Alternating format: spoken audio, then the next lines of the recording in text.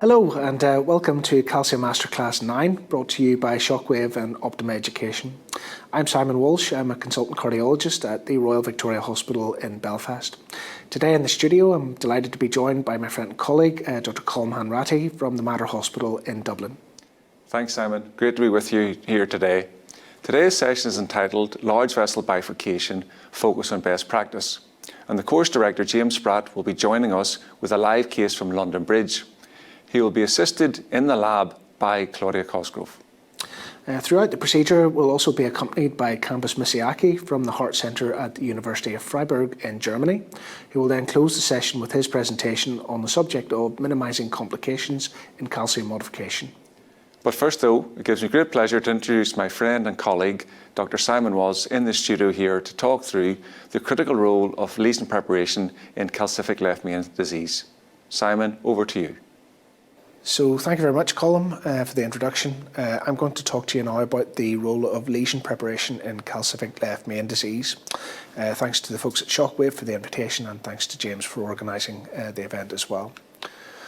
We know and have seen from a lot of data now from Noble and from Excel, really that we haven't done the best job, and unfortunately our outcomes are not comparable to bypass surgery. And really that's driven by target vessel failure and target vessel revascularization. There's no major mortality difference between PCI and CABG for left main disease. There's a small incremental difference in spontaneous MI, but our problem in terms of our results and how we compare to surgeons is all about target vessel failure.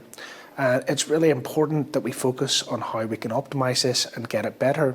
And from randomised data, it would infer that if we're doing image optimised PCI, we could reduce that number by 40 to 50%. And that would actually leave us really at a 5-year period in the same place as the surgeons are. So it's time for us to do better. If we look at the stent areas in Excel and Noble, I think there's a big lesson here. And the key message is it's all about the mechanical outcome and the area of the stent. And when you look at the patients who had the smallest stent areas after their PCI, and that's down at a diameter of 2 to 2.5 millimetres for the smallest ones, which is pretty terrible for a left main, that is associated with an increased risk of death, MI, stent thrombosis, and all of the bad things that you don't want, and then you add them together and the MACE rates look pretty terrible. The same is true in Noble, and these tertiles basically tell us the same story. Now, one thing that's interesting in Noble is that the first 2 tertiles of Excel all fit into the lowest in Noble. It's a smaller sample size. We were the core lab for this in Belfast, and Andy Ladwiniak put these data together. But the vessel diameters, again, you're 2.3 to 3.7 in the lowest one, but how can you leave a left main as small as lower than a 2.5 millimetre diameter? And why would that happen? But another key message here from the Noble group is if you look at the left main TLR in the bottom, there's a 0% TLR rate for stents that are in the upper tertile of expansion. So that's really, really important. So if we do the job well, the patients have a fantastic outcome, and that's a key message. What's the reason for these poor stent areas? Well, it's all about calcium. And looking at the data, these are from the supplementary appendix in Noble, which are online. If you have an increasing burden of calcium, an increasing arc of calcium, you end up with more plaque, and that's the cause basically of your small stent areas.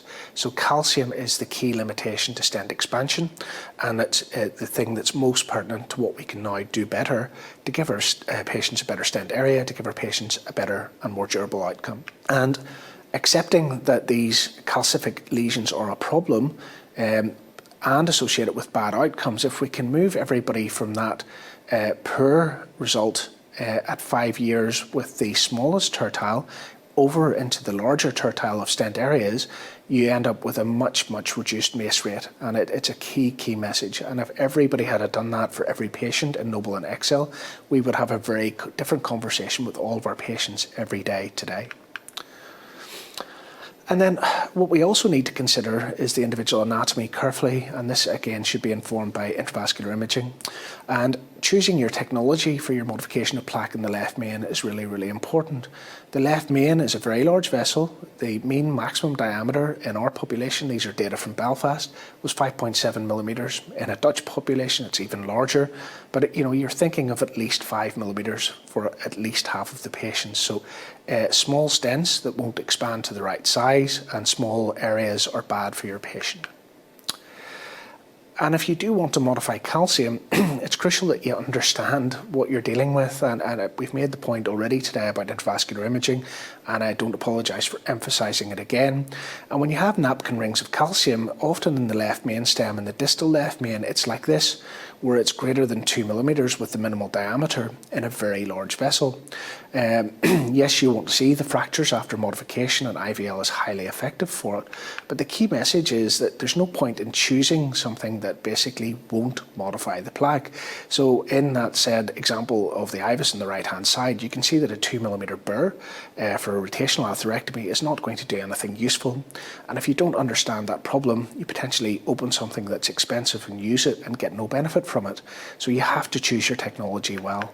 Within the left main itself, this is the back of the envelope, first thought process for which device you want to choose to modify calcium. You're looking at all of these features, and IVL is very well suited to the left main because it's a large vessel. Typically the lumen diameters are larger in terms of the minimal bit where the plaque is, so the balloon will usually go into the proximal LED and circumflex without much difficulty, and you can get a nice modification up to 4 millimetres with the coronary balloons, and you can crack those segments of calcium and make the whole thing much more compliant and get a better stent area. So this technology is very well suited to the left main itself. We've had a look at some outcomes from IVL and left main PCI, which is Claudia has published in Eurointervention. A total of 31 patients from 4 centres across the UK, and they had to have an undilatable lesion actually to get into this. So it was early on their experience, and we're trying to apply the technology where it was most needed. They were all imaged, and they had a minimum of 270-degree arc of calcium in one of the vessels, be it the main stem itself, ostial LAD or ostial circumflex. And this is the distribution of the plaque, and you can see that there's a very high level of calcium over 180 degrees. In the left main, it's common to have calcium above 270, and similarly for the LAD and the circumflex.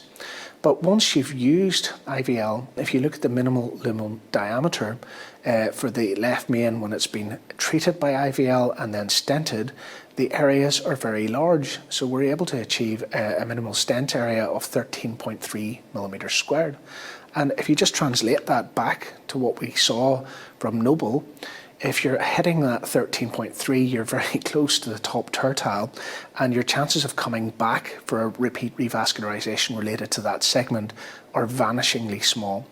So thinking about calcium, choosing the right technology to modify it, and then putting your stent in and expanding it well is really crucially important in the main stem. It's the most important vessel we treat, and to see people doing it without imaging, without calcium modification, it really frustrates me, because I think you're not doing your patient necessarily the best service that you can offer them.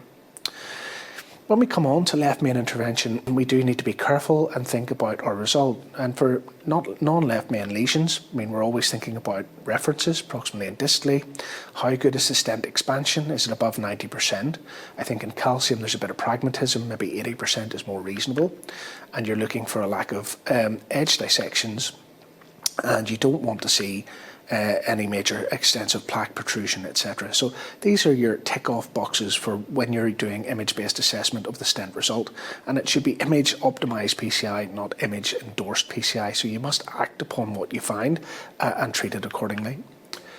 Moving on to the left main itself, these are proposed criteria from Jose Maria de la Torre, and I think they make great sense, and it's really appreciating the bifurcation, and it's running through a checklist to make sure that you've achieved all of these different things: no longitudinal deformation proximally, adequate stent expansion, full apposition, and that your areas are appropriate for both the side branches, particularly at the circumflex ostium, which is a very common site of stent failure under those circumstances. Here's a contemporary case from Belfast. It's a Medina 011 to start with angiographically, but interestingly, if you look at the IVUS on the right-hand side of the screen, what you see is actually that the plaque comes from the proximal circ and ostial LAD and extends all the way through the left main stem. We've got almost circumferential calcium distally, we've got shelves of calcium in the mid-left main, and we've got disease extending to the ostium. So how are we going to manage this vessel? Well, we're looking at a bifurcation here. We've got quite extensive plaque into the circumflex.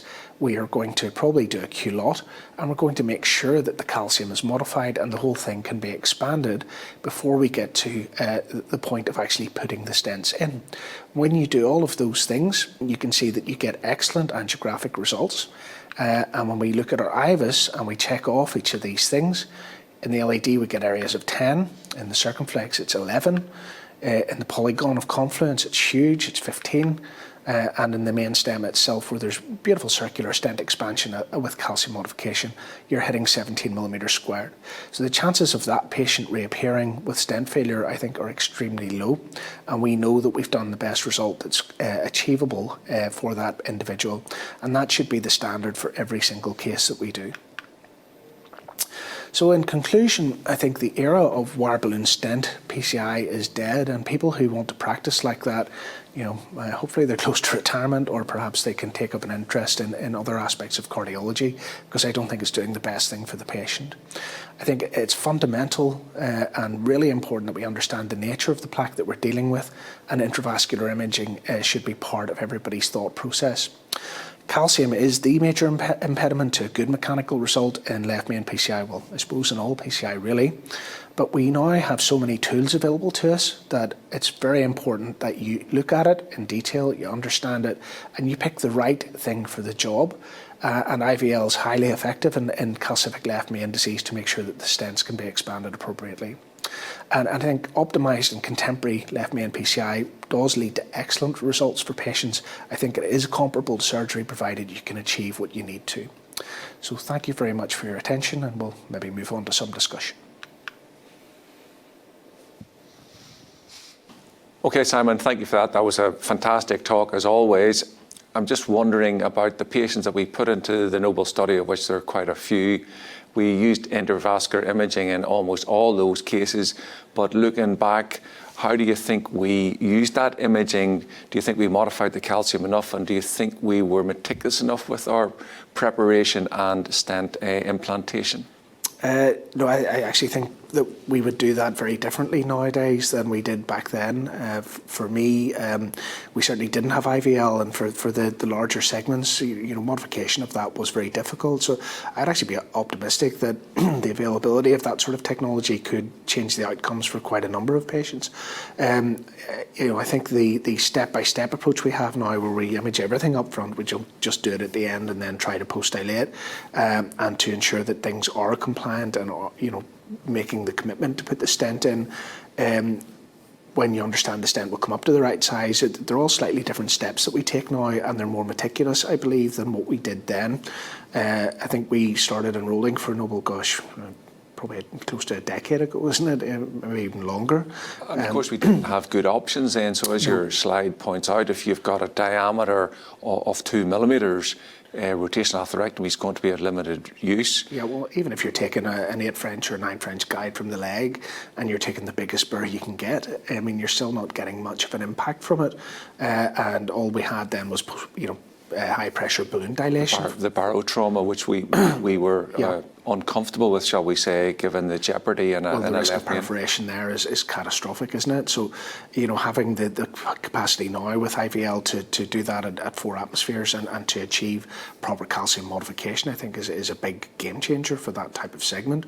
I mean, in the ostium of the circ and the LAD, maybe you could have modified those with the burr, but I'm not certain that we even sort of understood how we should approach the lesions and what we should have been doing in the same way that we do now. I think we have a better depth of understanding of how to use the imaging, how to use the technology, what combinations to apply if it's necessary, and we could for sure have done a much better mechanical job for a proportion of those patients with today's technology. I think we used imaging in 100% of those cases, but we'd probably refer to it as image endorsed now, wouldn't we, rather than image guided? More so, it was image endorsed to a degree. Certainly there were plenty of cases where the imaging led you to do other things, but maybe it was too late, with the calcific segments, that you weren't going to have much effect on them, for sure. And the IVL data that you've shown so far shows the distribution of calcium and how the use of IVL has modified that? Yes.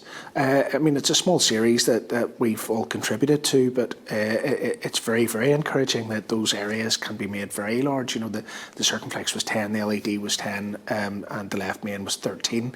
So when you do apply the technology, you do get the gain from it when you use it in appropriate circumstances. And the OCT example that Claudia included in the paper had very heavy calcification, big napkin ring, and still come up to a very large diameter. So, it's encouraging, I think, that we now have that option. And do you think those were the patients in Noble and Excel that ended up in that lower tertile? Yeah, for sure. The limited stent areas were very much due to calcium. It's not that operators were trying to make the stent smaller, they were trying to do a poor job. No, putting in a tiny stent in a huge left main would not be most people's goal. And it was interesting as well, there's a perception around that the quality of PCI perhaps in Noble was in some way inferior to Excel. Actually, the opposite's true. The stent areas that were achieved were much better. Yeah. What was different in Noble and Excel was just how the primary endpoints were couched, and that was all. But actually looking at the individual components of the endpoints are very, very similar between the two studies. I think that's right. It'd be our view that the outcomes were almost identical, and the big difference, and especially when you're comparing with the surgeons, is the surgeon's going to get a good result at the time of the operation. Whereas if we get a bad result at the time of our procedure, the penalty for the patient is target vessel failure. Yes, and it's you're on the back foot, and if that happens, then their options are really to move towards a surgical revascularization, aren't they?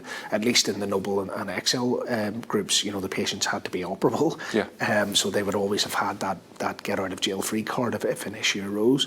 But a lot of the disease that we treat now, particularly the heavily calcified segments, are in elderly, frail folks who just simply aren't fit for open heart surgery. And I think the same message still applies, but they're not going to have that ability for a later bailout procedure. Yeah.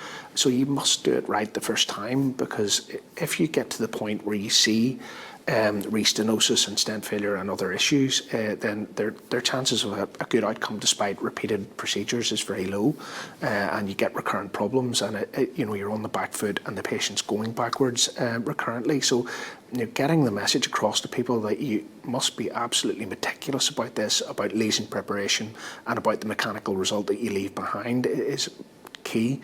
Most of it is operator failure. It's not stent failure. I was going to ask, what percentage of cases that you see where you've got a stent failure, what percentage, and you would image all those, where would you see a mechanical issue in those scenarios? I would say it's 90% and maybe even high 90s. It's rare. You do see it occasionally in diabetic patients where a stent's been put in very well, and unfortunately there is restenosis. It's often diffuse, and there's not much anybody can do about that. It's the patient's substrate. But most of the stuff that we see coming back that has problems with it has not been implanted optimally at the outset. And even if you just optimise that alone and don't put any more stents in, it's often enough to solve the problem. And in the left main stem, where you're going to get, by the very nature of the anatomy, very large areas, the chances of stent failure should be incredibly low. This should be the one vessel that we treat that we don't see coming back too much, because it's so large. So you saw that in Noble and you saw that in Excel, that if you get into that higher tertile group, the risk of any subsequent adverse events is very low. And by the time we got to ideal left main, actually we had significantly improved outcomes, and I think that probably reflected an evolution in practice. And even at that time, we still didn't have very good options for large vessel calcified lesions, and potential room for improvement again. So it's. So you'd like another go against the surgeons, would you? I think it'd be interesting. I think if we did do image optimised, fully modified calcific disease, and cut that target vessel revasc failure by 40 to 50%, as we've seen from Ultimate and IVUS XPL, that we'd be in a very similar ballpark for outcomes as the surgeons are already in, and it should be feasible. I mean, the Syntax 2 results have been very encouraging from that perspective, and there's plenty of calcium modification in that patient group as well. So it's really just about being very careful about how we undertake the PCI and being certain that we've put stents into an environment where they're going to come up, because the technology works really well. The impediment to the technology working well is often the operator putting it in. Yeah, and understanding when to use it and when to choose the appropriate therapy. For sure. Great. Okay, well, thank you for that discussion, Simon. So next, I'd like to introduce Kambis Mashayekhi, live from Germany. Thanks for being with us today, Kambis. Kambis is joining Colm and myself as we watch James Spratt and Claudia Cosgrove live from the Cath Lab at London Bridge. James, Claudia, can you hear us? Yes, we can hear you. I can hear you loud. Yeah, we can hear you fine, Simon. So welcome to London Bridge. I think we could start with the case presentation, Amy. So I'm going to introduce Amy Bailey, who's one of our fellows with us, who's going to talk you through the case.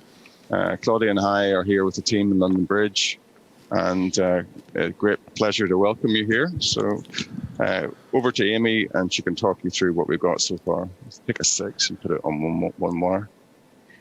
Okay, so the case that we have today is a patient. She's a 73-year-old female whose initial presentation was with an inferior STEMI in October 2020.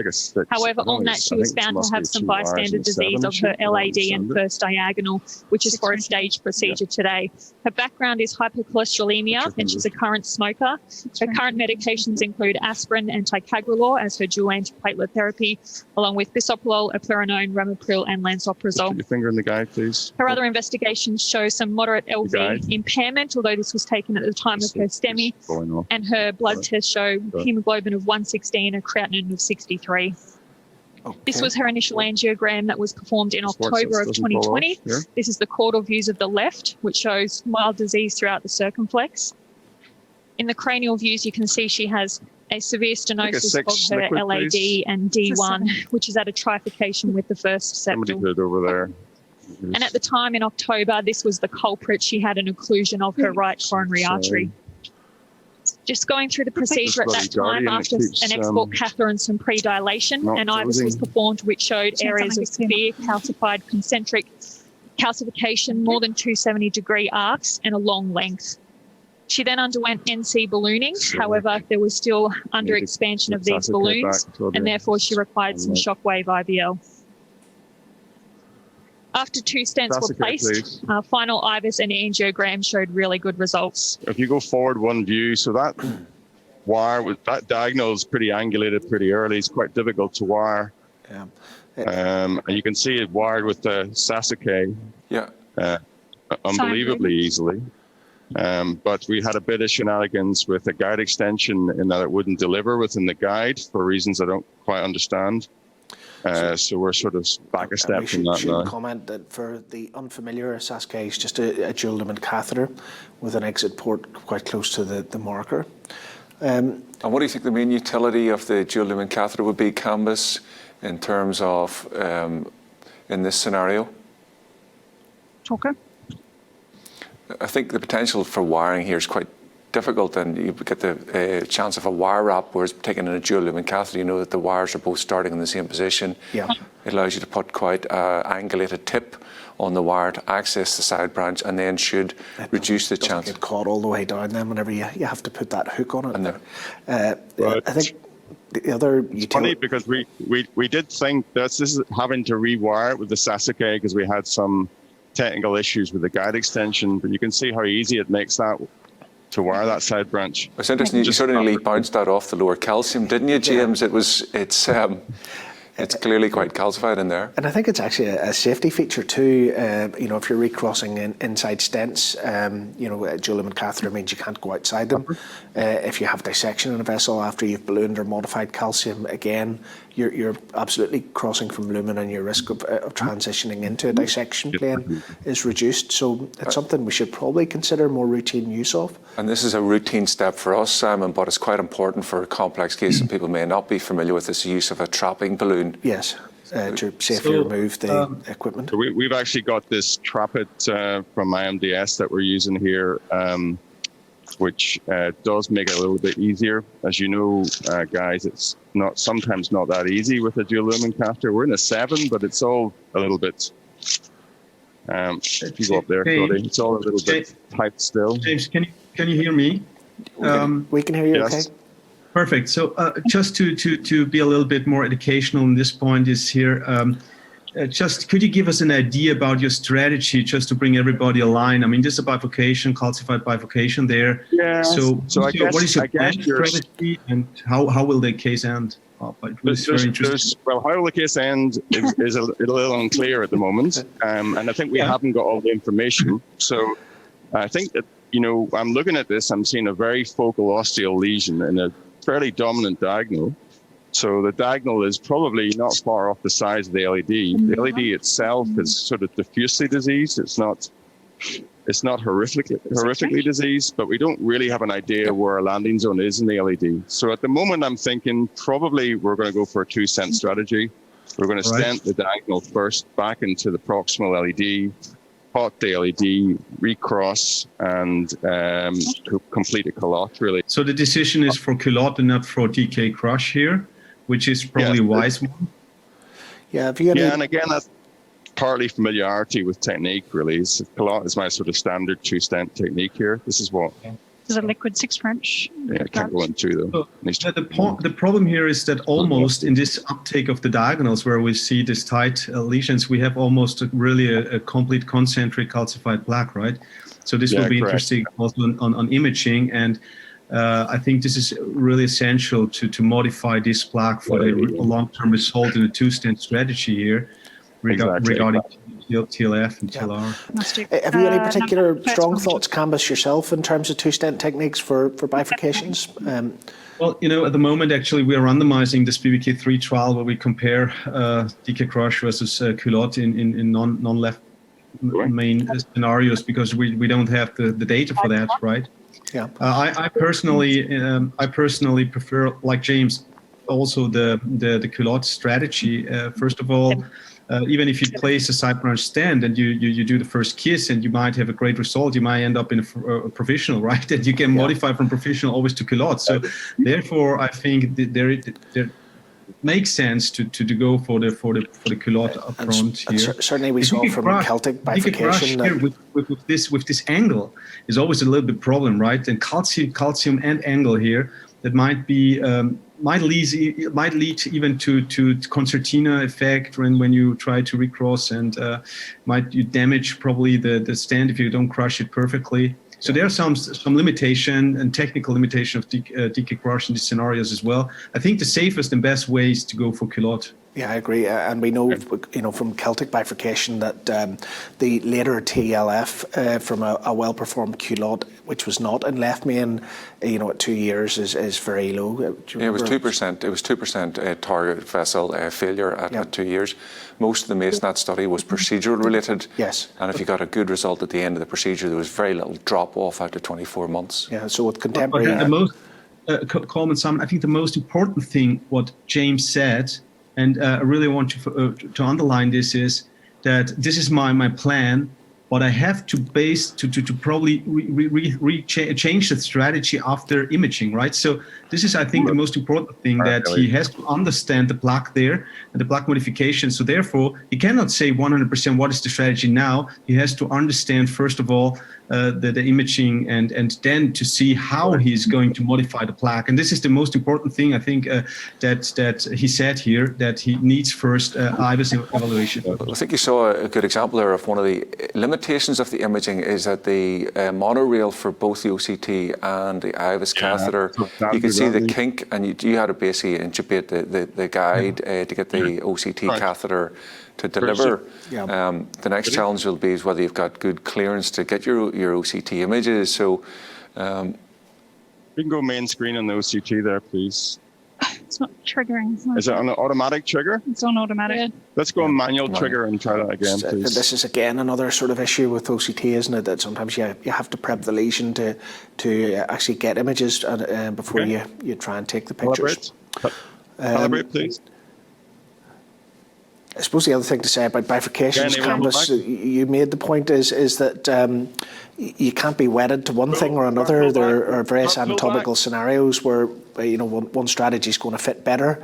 If the side branch is likely to close, maybe a DK mini crush, or if one of the vessels is likely to close, might be preferred. Where you've got major mismatches in diameters and so on, it's not always technically feasible to put culotte, and that's why I always sort of am a little bit wary of randomised stuff in bifurcation, because there may actually be reasons to use one technique over another based on the anatomy itself, and not everything's actually suitable for randomisation. Well, exactly. If as Kambis points out, the ostium of the diagonal is the first lesion that has to be treated here, because I think to put a stent in the left anterior descending artery across that diagonal runs a serious risk of losing it. Yeah, it's angulated, it's diseased, it's all the things that you're worried about. It's nearly a reflex, isn't it? And you get a plaque shift. So if you then went for a DK crush in the ostium that diagonal, you have to be pretty precise.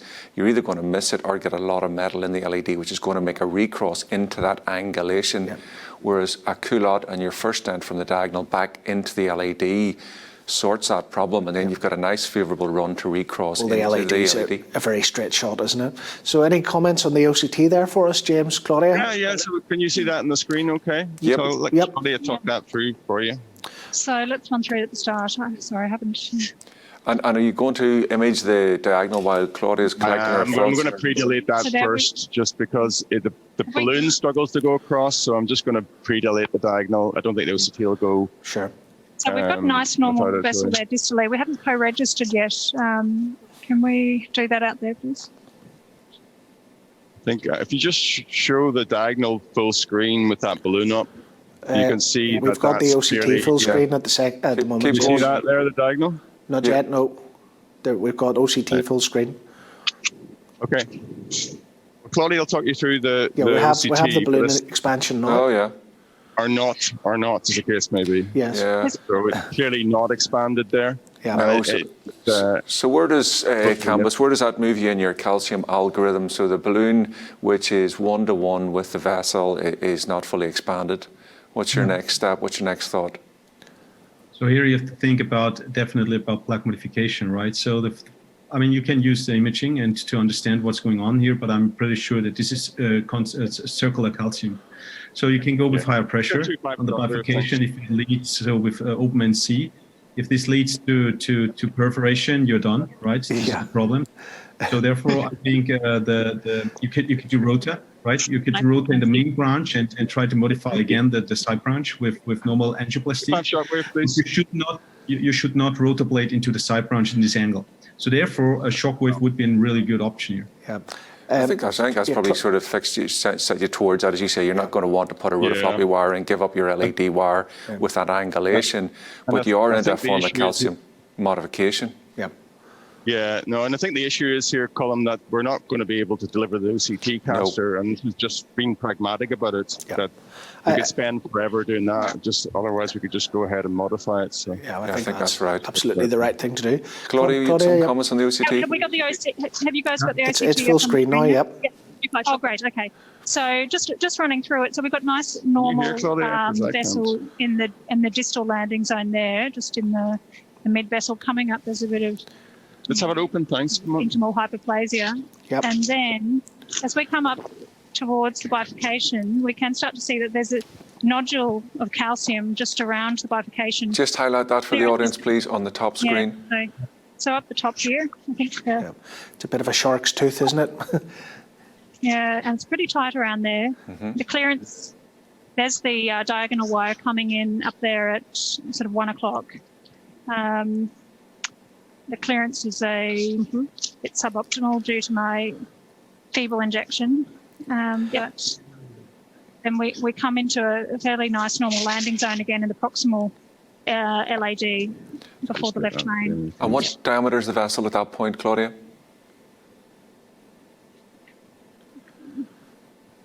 So if we're measuring from the EL to the EL, it's 3.8. And your distal? EL to EL, that's proximal.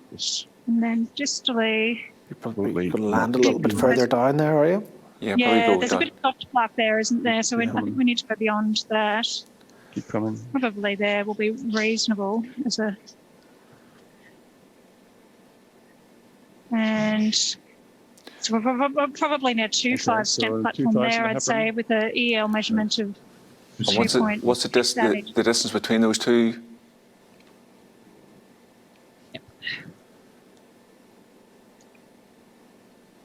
So you're getting all this information for free in terms of procedural planning, aren't you? That the stent you're going to have to put in is going to be a 2.5 stent, which has to expand to 3.5, and it has to be at least 26 millimeters in length. Yeah. And understanding the overexpansion capability of the stent that you're implanting is important. If there's a big mismatch between the distal landing zone and the proximal, being able to put the pot balloon that's the right size and the stent that's going to expand to the right size to be opposed is an important technical choice, particularly with left main.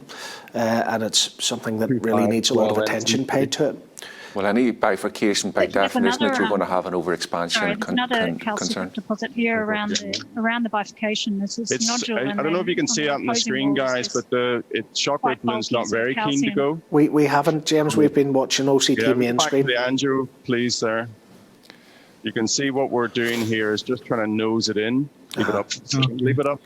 You try to go in the side branch, James, or? Yes, correct. Yeah. I think in this scenario, a guide cath extension to deliver it is a good shout.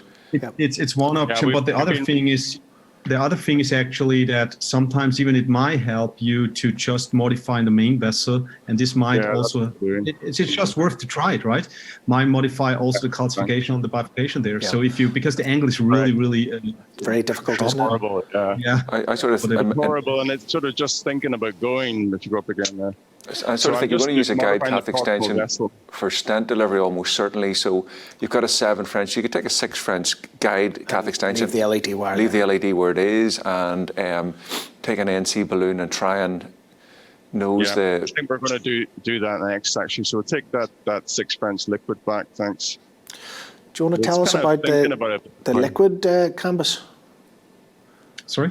The liquid guide cath extension. Have you used it or? Not yet, actually. I heard about that actually, but I will get some samples to try it now, but I didn't receive it yet. Yeah, but are there any experience from your side? No, I haven't personally used it in the lab. I think that there is an inner lumen diameter gain compared to some of the others, so you do get an ease of delivery and compatibility with the device. Potentially with a little bit of advantage over similar sized. The 6 French guide cath extension gives you the same inner diameter as the 7 French guide liner guidezilla. So for bifurcation work, it means you're not sacrificing your wire. You could do rotablation through 6 French, but all these things have to be evaluated in real life. Yeah. And are you going to leave? You're obviously going to keep the LED wire there, James, are you? The LED wire, I don't think is a deal breaker, Simon, because as you say, it's a pretty straight run. There is actually quite a bit of angulation into the LED itself, and that's been a bit of a limiter here. So we're going to put in this here, and the 2.5 NC. So we've actually wiring the LED is not super easy. Do you want to load the guide? Once you're in the LED, it's straight. Yeah. So you're putting the guide cath extension then on the diagonal wire alone, is that right? Not on both wires? Correct. Yeah. Correct. And that gives James then the facility to keep the LED wire there whilst he deals with the diagonal separately. Keep fixing that wire. One of the things quite important in these cases is keeping your wires separate and not allowing for wire wrap. And you saw that James used the dual lumen catheter to avoid a wrap as well. And then he's been meticulous about keeping his wires separate. What I might do actually is lose the LED wire because I don't think it's helped me very much here. Yeah, if it's making life awkward, it's not creating much of a gain. Sure, it's not. Kambis, any thoughts on? Do you want to talk through just how to deliver guide cath extensions into vessels like this? Yeah, for sure. I mean, I think first, you can just go directly in the LED. That's not the problem. But then you should go with a balloon in the diagonal, and then you should anchor, right? You should anchor, and you really have to push. You really have to inch grow the guide extension there. But I have several concerns that it will really go into the side branch, but because we were not able at this point to really crack the ring. Yeah. So and it might end up that James will even with guide extension not be able to push the shockwave balloon in. So if this happens, actually, is to think about different strategies, and one would be just to do the shockwave in the LED and to then try to do another angle velocity in the diag. Yeah. And this is back to the algorithmic thinking, isn't it? So our plan A is to go with shockwave. If shockwave doesn't work, what's plan B? We're then into the undeliverable possible. So, and then your trade-off is, do you do modification of that proximal vessel to reduce compliance and improve delivery, or do you commit to root ablation, and those are your decisions to make? And there's two main techniques to deliver guide cath extensions, aren't there? There's inchworming, which is basically balloon is inflated, you've got it close, as a balloon deflates, you push it forwards, which I think probably is what we're going to have to try into the diagonal here. Or there's, as Kambis said, there's the distal anchoring option where you just put the balloon right down, inflated, put a little bit of tension on the shaft of the balloon and push the device, and it'll usually go in contemporary practice. How are you getting on, James? Well, we're having some issues with the guide extension wasn't delivering within the guide. Does that suggest you have a kink at that hinge point? You talking within the guide? Within the guide with the tortuosity? Yeah, possibly. We had a bit of sort of before we went live. It's quite a slight lady, and we did have some issues. Have you screened up along the guide, James? Just to... You can see I'm just trying an alternative here, which is actually delivering no problem. Mm-hmm. So that's a Guidezilla, which didn't have any issues. So it looks at the hinge point of, is that an EBU or an extra backup guide? It's an EBU, but I mean, we didn't actually have any problems, particularly with with engaging the EBU. So once we were past the kind of brachial point, it was a non-issue, you know. Yeah. Just having some recurrent issues with the Guardian catch here, but yeah, that's it exactly. Sometimes the fatigue and they don't open and they don't close. Yeah. Well, fatigue when I started, but it keeps not wanting to close, which is a slight issue. So this is just an NC balloon. So you can see that's even the NC is not liking it very much at all. And then I think the more you push and pull on these wires, you sort of almost straighten out the segment and it becomes harder, doesn't it? Yeah. Just check angiographically, Claudia, just because it's just the osteo. We don't really want to go too distally here. Be careful with your contrast injection down a guide cath extension. Yeah, it's another. Pressures are actually okay, but we haven't got the hemodynamics, but that was the point I was going to make, James, is that if you've got a good pressure waveform that's not grossly damped, then you should be okay to give a little puff of contrast through the guide cath extension. And this scenario, you want to be ready with your next balloon, because James is going to put the guide cath extension into the diagonal. That's probably going to cause ischemia, you would think. Mine too, anyway. So that's going from inchworming technique to maybe putting it more distal and trying to anchor the balloon. Although if an NC will go normally, the IVL balloon will go shockwave typically would behave. Well, it's still the angle, so I don't think the guide extension is going to go as an angle, but we'll take a new shockwave and see if that will do it. Yeah, I think this would work now. Yeah, what do you think, Kambis? Sorry, I was going to say about deliverability. I mean, there's a lot of talk about deliverability with the shockwave balloon. I don't think it's a particularly big issue, do you? No, not at all. I mean, in general, with the guide extensions in general, I think we don't have any problems with delivery anymore and extra backup wires. So this has been an excuse probably for not so routine operators, but I don't see any disadvantage also with the super high pressure balloons. So there are some people criticizing the delivery, but I don't criticize the delivery. I criticize if I don't have an effect of calcium modification. Yeah. Right? James, you were going to say something there? No, I was just going to say that there is a theoretical issue with respect to barotrauma, that if you can get away with shockwave without high pressure balloon dilatation, then it's probably preferable, although there isn't a lot of data to support that theory. So, but in this instance, I think we still might have an issue with deliverability. Yeah. And then I think we don't have a new shockwave balloon, but that's just gone now. So, and that was interesting. That was all the guide cath extension, just reducing that friction in the proximal LAD. Yeah, again, I think there's a lot of misnomer around the concept of support. I know. And guide cath extensions are really a friction reduction system, aren't they? Yep. They're not. It's not the push support that you're looking for. Really, it's the ability to deliver things without friction. So just on a technical question, James, are you going to modify the LAD after this? Or are you going to stent the diagonal, optimize it, recross, and then deal with the LAD? Yeah, the latter, I think, Colm. Yep. I think that's probably the way to go here. Yeah. Just because of the angle, the main hazard in this case, or the main issue, is this angulation. Could we see the hemodynamics here as well, please, just to show the pulses? We're pretty happy with hemodynamics. Yep. As you say, we are getting regular shock waves because the lady's well shock topics because she's well beta blocked. Yep. You know, so. We demonstrated from before that if the patients start with the baseline bradycardia, they get pacing from the shockwave balloon. It's not a particularly big concern. Okay, isn't it? Yeah, that's good. So on the technical point I was trying to make, which James has agreed with, thankfully, is that if we were, for example, to balloon the diagonal and then we go and shockwave the LAD and modify it, we then have to take that wire out to do, at some stage, to do our stent from diagonal back. And we were probably better solving that now, getting the stent from the diagonal back into the LAD, optimizing all that, recrossing into the LAD, and then delivering the shockwave at that point. Yeah, and I think the big challenge in this case, as Kambis pointed out at the start, is that retroflex horrible angulation into the diagonal. So dealing with that, getting that tacked up, and a good stent result there, and then moving on to the LAD is very much the way to do this, I think, as well. And Kambis, will you use all 80 shocks in this scenario, or will you use as much as you need, watching for the balloon to expand? What's your own personal practice? I always use all the shocks I have inside. Value so for I never. You're not a frugal guy. Would you keep 40 shocks for the LAD? This is interesting. This is another question. Yes, I would.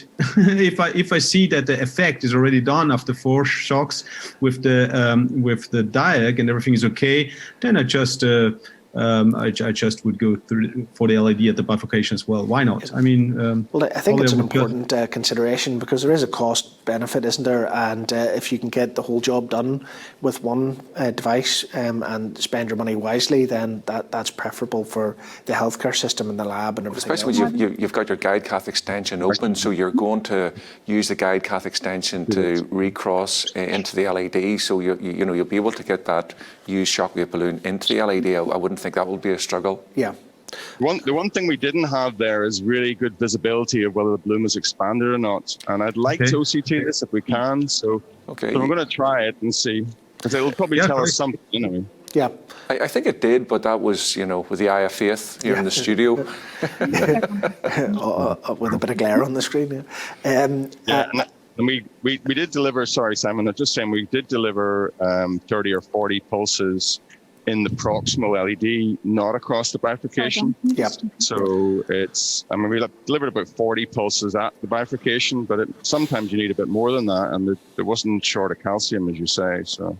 And this is one place I think where OCT can be a little bit awkward because you've got quite a length of redundancy on the catheter ahead of the imaging port, and you can see the big bend in the diagonal there, just where the wire's sitting now. So it can be slightly painful to get the images. Hopefully we'll be okay. Yeah, and we got some back end issues as well because we're 6 and 7 here, so. The OCT is sort of struggling to get into the back end of the guide extension. I think what's that monorail kinks as you saw initially, then that hinge remains and you definitely lose your deliverability. It's the same with the IVUS catheter as well. It's just it's such a short little plastic monorail. I think also it's never good, it's never good in terms of deliverability. It just gets worse. So,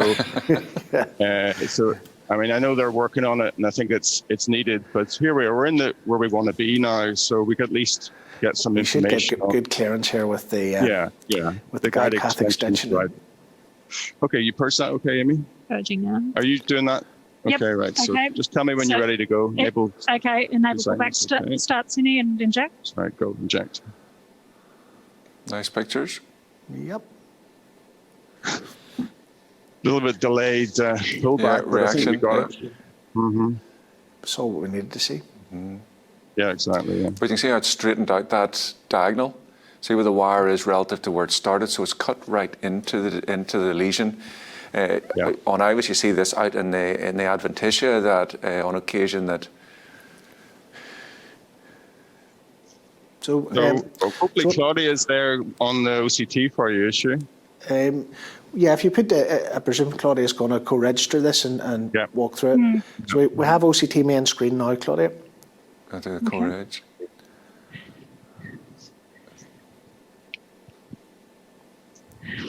Okay, that's grand.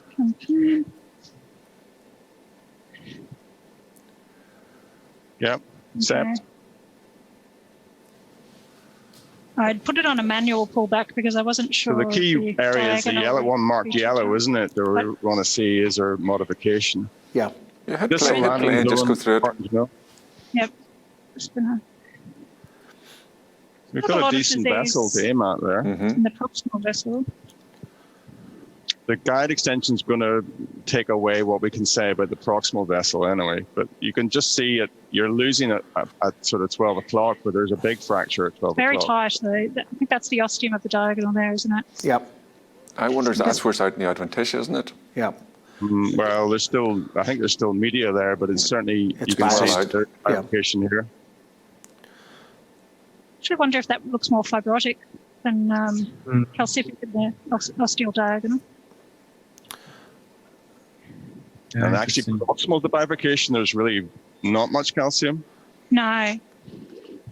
I think most of the calcium is around the bifurcation. Difficult to assess here, isn't it? Because you can't see the calcium between 12 and... The wire's so biased out towards 3 o'clock on the screen that you can't really see what's going on in the vessel at 7 o'clock. No, but you can sort of see fractures at 11 or something there. Yeah. I think it's modified. I think we're good to go, aren't we? Well, I'd be keen, James, if you just put a 1-to-1 balloon in and made 1,000% sure. Let's do that. Let's take the 2.5 NC back, please. What size is the distal diag there, Claudia? Just diameter? Quite decent, isn't it? Well, yeah, actually, it's quite focal, this, isn't it? You've got a good landing zone in the LAD and a good landing zone in your diagonals. I just need a proximal landing zone as well, Claudia, if we've got info on that. Length. But I would be looking to probably not put very much of this back into the LED. No, in this we're actually, checking your stent size. You want to leave enough in that proximal vessel so you can do a decent pot. Yeah. So if you put 4 millimeters back into the LED, it's very hard to do a pot. Well, you're potentially injuring outside the stent and dissecting and creating problems for yourself. So realistically, you want to leave as much stent as your shortest balloon is for your pot. So if you've got 6 millimeter balloons, that's fine. If you get 8 millimeter balloons, you want to have roughly 8 millimeters of stent back into the main vessel, provided you're not crossing into the main stem or whatever. What are your thoughts, Kambis? Sorry, James, we've still OCT in main screen. I'm thinking if a stand in a main vessel with kissing would be enough after the OCT. So a provisional strategy? Yeah, I'm not sure about the fibrotic issue there. I mean, I didn't see too much calcium at the there. So, well, that's certainly dilating now there. It's a very, very big diagonal, right? Yeah. So I would still keep on with the culotte strategy. Yeah. So it's a 2.5. So we're up pretty 1-to-1 with the balloon here, guys. So we just need to send 8 millimeters into the diagonal. If we just get the numbers, Claudia, if you can update us. So what do you want? 2.5, 18, 20 length, is it? 20 would be fine. Yeah. Heaps. And the pot balloon is 3.5 or 4, Claudia, is that right? 3.5. 3.5, okay. I think it's very hard to do a culotte, for example, with 12 millimeter stents, 15 millimeter stents. I think it's actually easier when you're doing them with 38 millimeter stents. And it's also important to understand what your stents are. So, for example, the Boston stents have extra connectors in the front couple of rings, between rings 1 and 2 and 2 and 3. And you don't want to be recrossing and dilating that because this ability of that to expand for the side cell is more limited. So, understanding your technology in your lab is important as well. That's a nice. You still got the OCT in main screen. Not main screen, but we have it. On screen. So it's 3.5 proximal LED here. Yeah. I think actually a 3.0 pot might be. What length of stent do we have in here? A 16 for the diagonal. Did you say, Claudia? 16 for the diagonal. 28 for the LED. 16 diagonal back. with enough overlap to do your pot. Both 2.5. Okay, let's have it then. Thanks. And 2.75 or So a 2.5 will go to 4, so there's no the same. yeah. Let's have it. Thanks. What stent do you have, James? What's in the lab? We have got Synergy and Zions, so Okay. we'll maybe take the Synergy. Both will work well. Yeah, both will overexpand. Well, Celtic, as you know, was Synergy versus Zions, and there was really no difference in terms of performance. Very comparable outcomes. So just check the ECG here, guys. It's gone a bit funny. It's gone into digital mode. I actually think a 3.0 pot might be fine. Yeah, angiograpically, I thought 3 was closer to the mark. Yeah. For the pot. Just a 306 non-compliant balloon. Yes, No, okay, stent. thanks. Yep. Stent. Oh no, I thought for the stent. For the stand, yes, you thought just squeeze a 3.0 in. Yes, that's what I thought you meant. No, I think it's a 3.5 pot. Yeah. Same difference though, isn't it? I mean, we can sort of adapt it as. Did Amy take you through the presentation to start? This lady actually had an inferior STEMI and needed calcium modification in the context of inferior STEMI. Yep. I just wondered what your thoughts were with that particularly, because it's probably an unmet need, isn't it? Yeah, Kambis, any comments? Have you used much IVL during STEMI? Well, during STEMI, actually, also rota. I mean, I don't. What I have to say here is that I don't make any compromises also regarding long-term outcome. I try to achieve the best result in plaque modification also in STEMI, so no doubt about that, right? Yeah. So it brings me to the point actually that first of all you have to restore flow. Afterwards you have to do a great plaque modification, right? So no way to put a stent in if the plaque is not modified it in a good manner. Probably, I mean, regarding the vessel reactivity and everything, so I didn't use too much shockwave at the moment in STEMIs. Almost, I mean, STEMIs have almost more plaque rupture and it's very easy to treat them. But the non-STEMIs actually with calcified lesions, then you are not in a time rush and you should do everything which is possible. Yeah. So we don't see too many problems in STEMIs. And We have done a series. I think Claudia has now got it published. I think the key point that, and you've touched on it already, Kambis, is that if you're going to commit to a stent, so you've restored TIMI3 flow, and I think for people who are in a lab somewhere and they're maybe less familiar with calcium modification technology or it's not available, if you've restored the flow, you can give pharmacology and then potentially get the patient stented with calcium modification available as a deferred strategy, and that's probably preferable to putting in a stent that's grossly undersized and underexpanded and is going to leave the patient with a long-term problem. However, the old conspiracy theories that you couldn't use rotablation and STEMI or IVL and STEMI and all of that sort of stuff, I mean, I have never paid any attention to that, and if calcium needs modified to make a good result of the case, I still think that's a vastly preferable strategy for the patient acutely. Leaving them with an underexpanded, undersized stent is much worse. What about yourself, James? Can I just comment? Well, I just want to comment on that partly because I totally agree with what you say. I mean, there is a theoretical risk of platelet activation, etc. But I think the real factor is this behavioral factor, that actually STEMIs happen out of hours. There's a barrier to the use of rota at the best of times. Okay? Yep. And you add out of hours to that with a reduced team, we can go there, yeah. You're really going to find that the use of rotational atherectomy in that setting is extremely low. Yeah. I think that's true. And I mean, IVL is very well suited to that type of scenario. It's not exactly a difficult learning curve to use it. If you can leave a nice large stent area, that's going to do a good job. Just a little technical point here. So what James is doing is a pot which you're all familiar with. The next step, which we did in the Celtic bifurcation, was to then go in with a 2.5 balloon to aggressively post-dilate the ostium off the diagonal. So if there's a mechanical issue there, now's the time to deal with it rather when you do the recross. We might even use a 3.0 for that, guys, actually. Yeah, I thought 3 would be fine. Can you give us a 3.012 NC, and I think please? that's where the DK crush has worked, because you modify the ostium of the diagonal before putting in your main vessel. You're forced into it. But if you do this, and I see people have started referring to this as like a double kiss culotte. Yeah. But basically, and Dave Foley sort of harked on about this for his life. I'll go.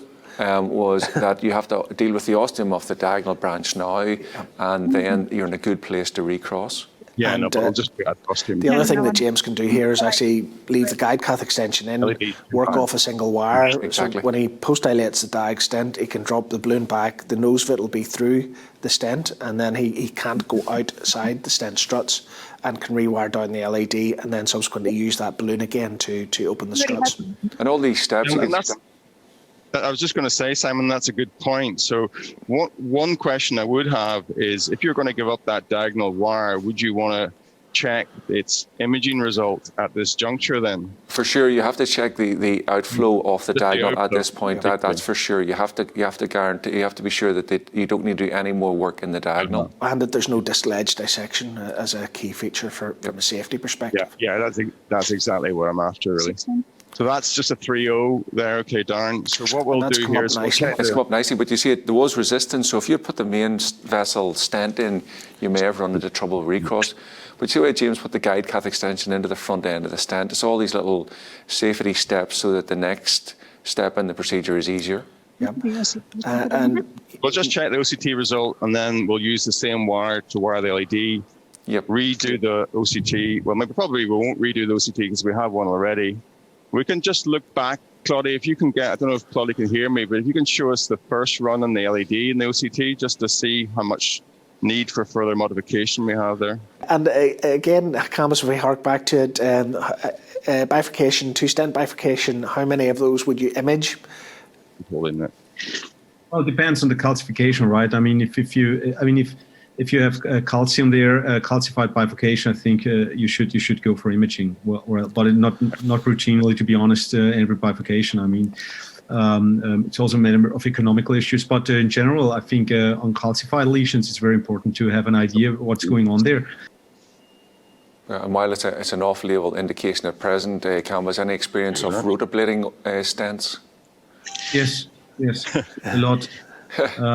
Because sometimes we don't get even IVL in, and then we're rotablating it. The important thing is somehow that you go with a loop through the stents, not to be somewhere inside the strats, and then just go slowly first with a 1.5 or 1.75 balloon rotabler, and it works very good. So. I think it's fair to say it's no fun for anybody. It's something I've started. No, but we have to understand the mechanism, right? If it's a really fresh implanted stent or a near atherosclerosis in an old stent, right? So the old stent, no problem with near atherosclerosis. If it's a fresh stent, not endothelialized, then you have to be a little bit more attention. So go to the OCT now, probably. Yeah. So we're looking for a series of things here. We've got distal reference. We want to see stent expansion, a lack of dissection, and I think looking just so far, it looks to have ticked most of the boxes. Do you want to walk us through it, Claudia? I just rewired the LED while the OCT was on screen there. A little bit. So the wires in the distal LED now. So dissection at all. I think the first thing is what is our outflow like? What is our expansion like? There's a bit of, you see protrusion at that point, a little bit of protrusion. You can see eccentric calcium there, which we should be able to address with kissing, of course, at the end. We have a bit of, there's a bit of malposition. The balloon was too small. Well. The pot balloon, if you go to the front struts. Small, but it looks already great. But we can deal with that, in the next step. But certainly there's malapposition proximally. But that's just stop at the top of the stent. You have the Sasuke. Actually, it's very, very cool to use it in this scenario. But this is where the pot is so important, and the risk of abluminal wiring. So whilst James has done a drag back from the diagonal and dropped the wire into the LED, you can't go outside the stent. However, if you introduce a new wire, if Claudia shows us that malapposition there, it's very easy to wire down the outside of the stent, and that is a potential for then mechanical disaster. And you were saying October that was up to 15% of cases. When you put the stents with thin struts, right? Yes. So. I wonder if you often miss the top end. It's not necessarily a balloon sizing issue. It's actually more common than not to miss the very couple of first proximal struts. Yes. And I think that's probably what we've done here. That especially in larger patients where radiographically it's difficult to outline it, or while we're minimising radiation, I think it is one time when stent boost would be of use of benefit. A few additional rays just to make sure you get those very front struts. Yeah. Can you just ask Claudia to go back and look at that LED OCT run, because we're just ballooning the struts while we're talking here, and we want to understand what needs to be done in the LED. So Claudia, see the So you're interested in the calcium modification that needs to be done? If there is something needs to be done, let's see. Yeah. I think we've treated with 40. It's not new. Do you want a new one? 40 runs of the 2.5 shockwave, haven't we, in the LED? In the diagonal. What is that? NC? Yeah. Garbage. Yes, give us a compliance new 2.5. Can we see the angio as well as the OCT, please? Yeah. Angio on the video screen, please. So we're just at 2.5 on already used NC, didn't want to go, but maybe that's not a big surprise. Did you store, James, the wire crossing of the LED?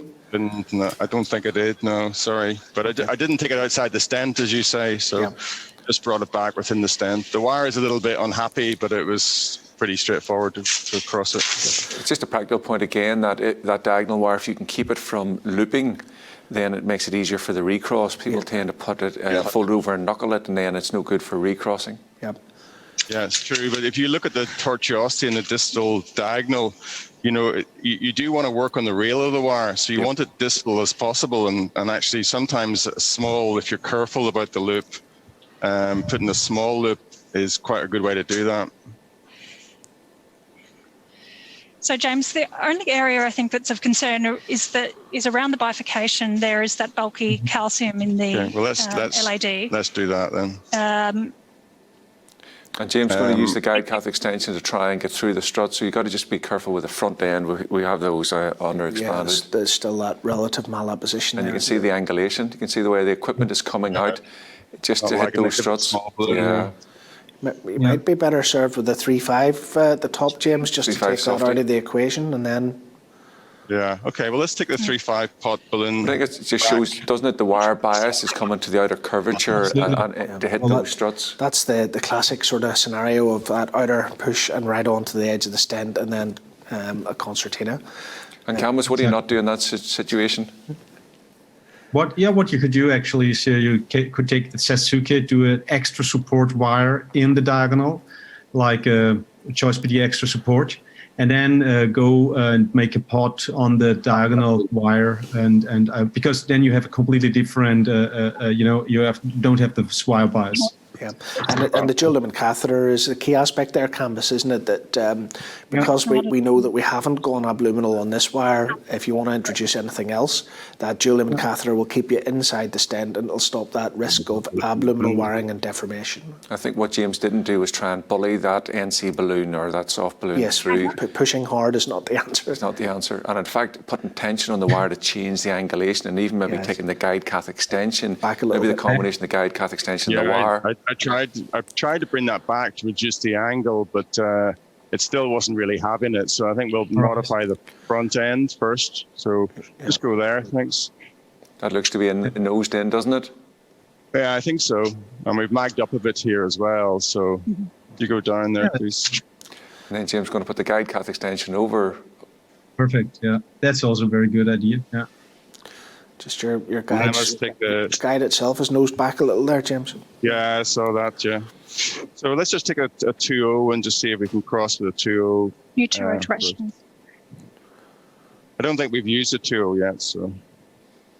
We got a 2.0? Okay. Just a 2.012 or something, it's fine. We used it in the diagonal. Did we? Mm-hmm. New one. Yes, please. Yeah. Semi. Semi, yeah.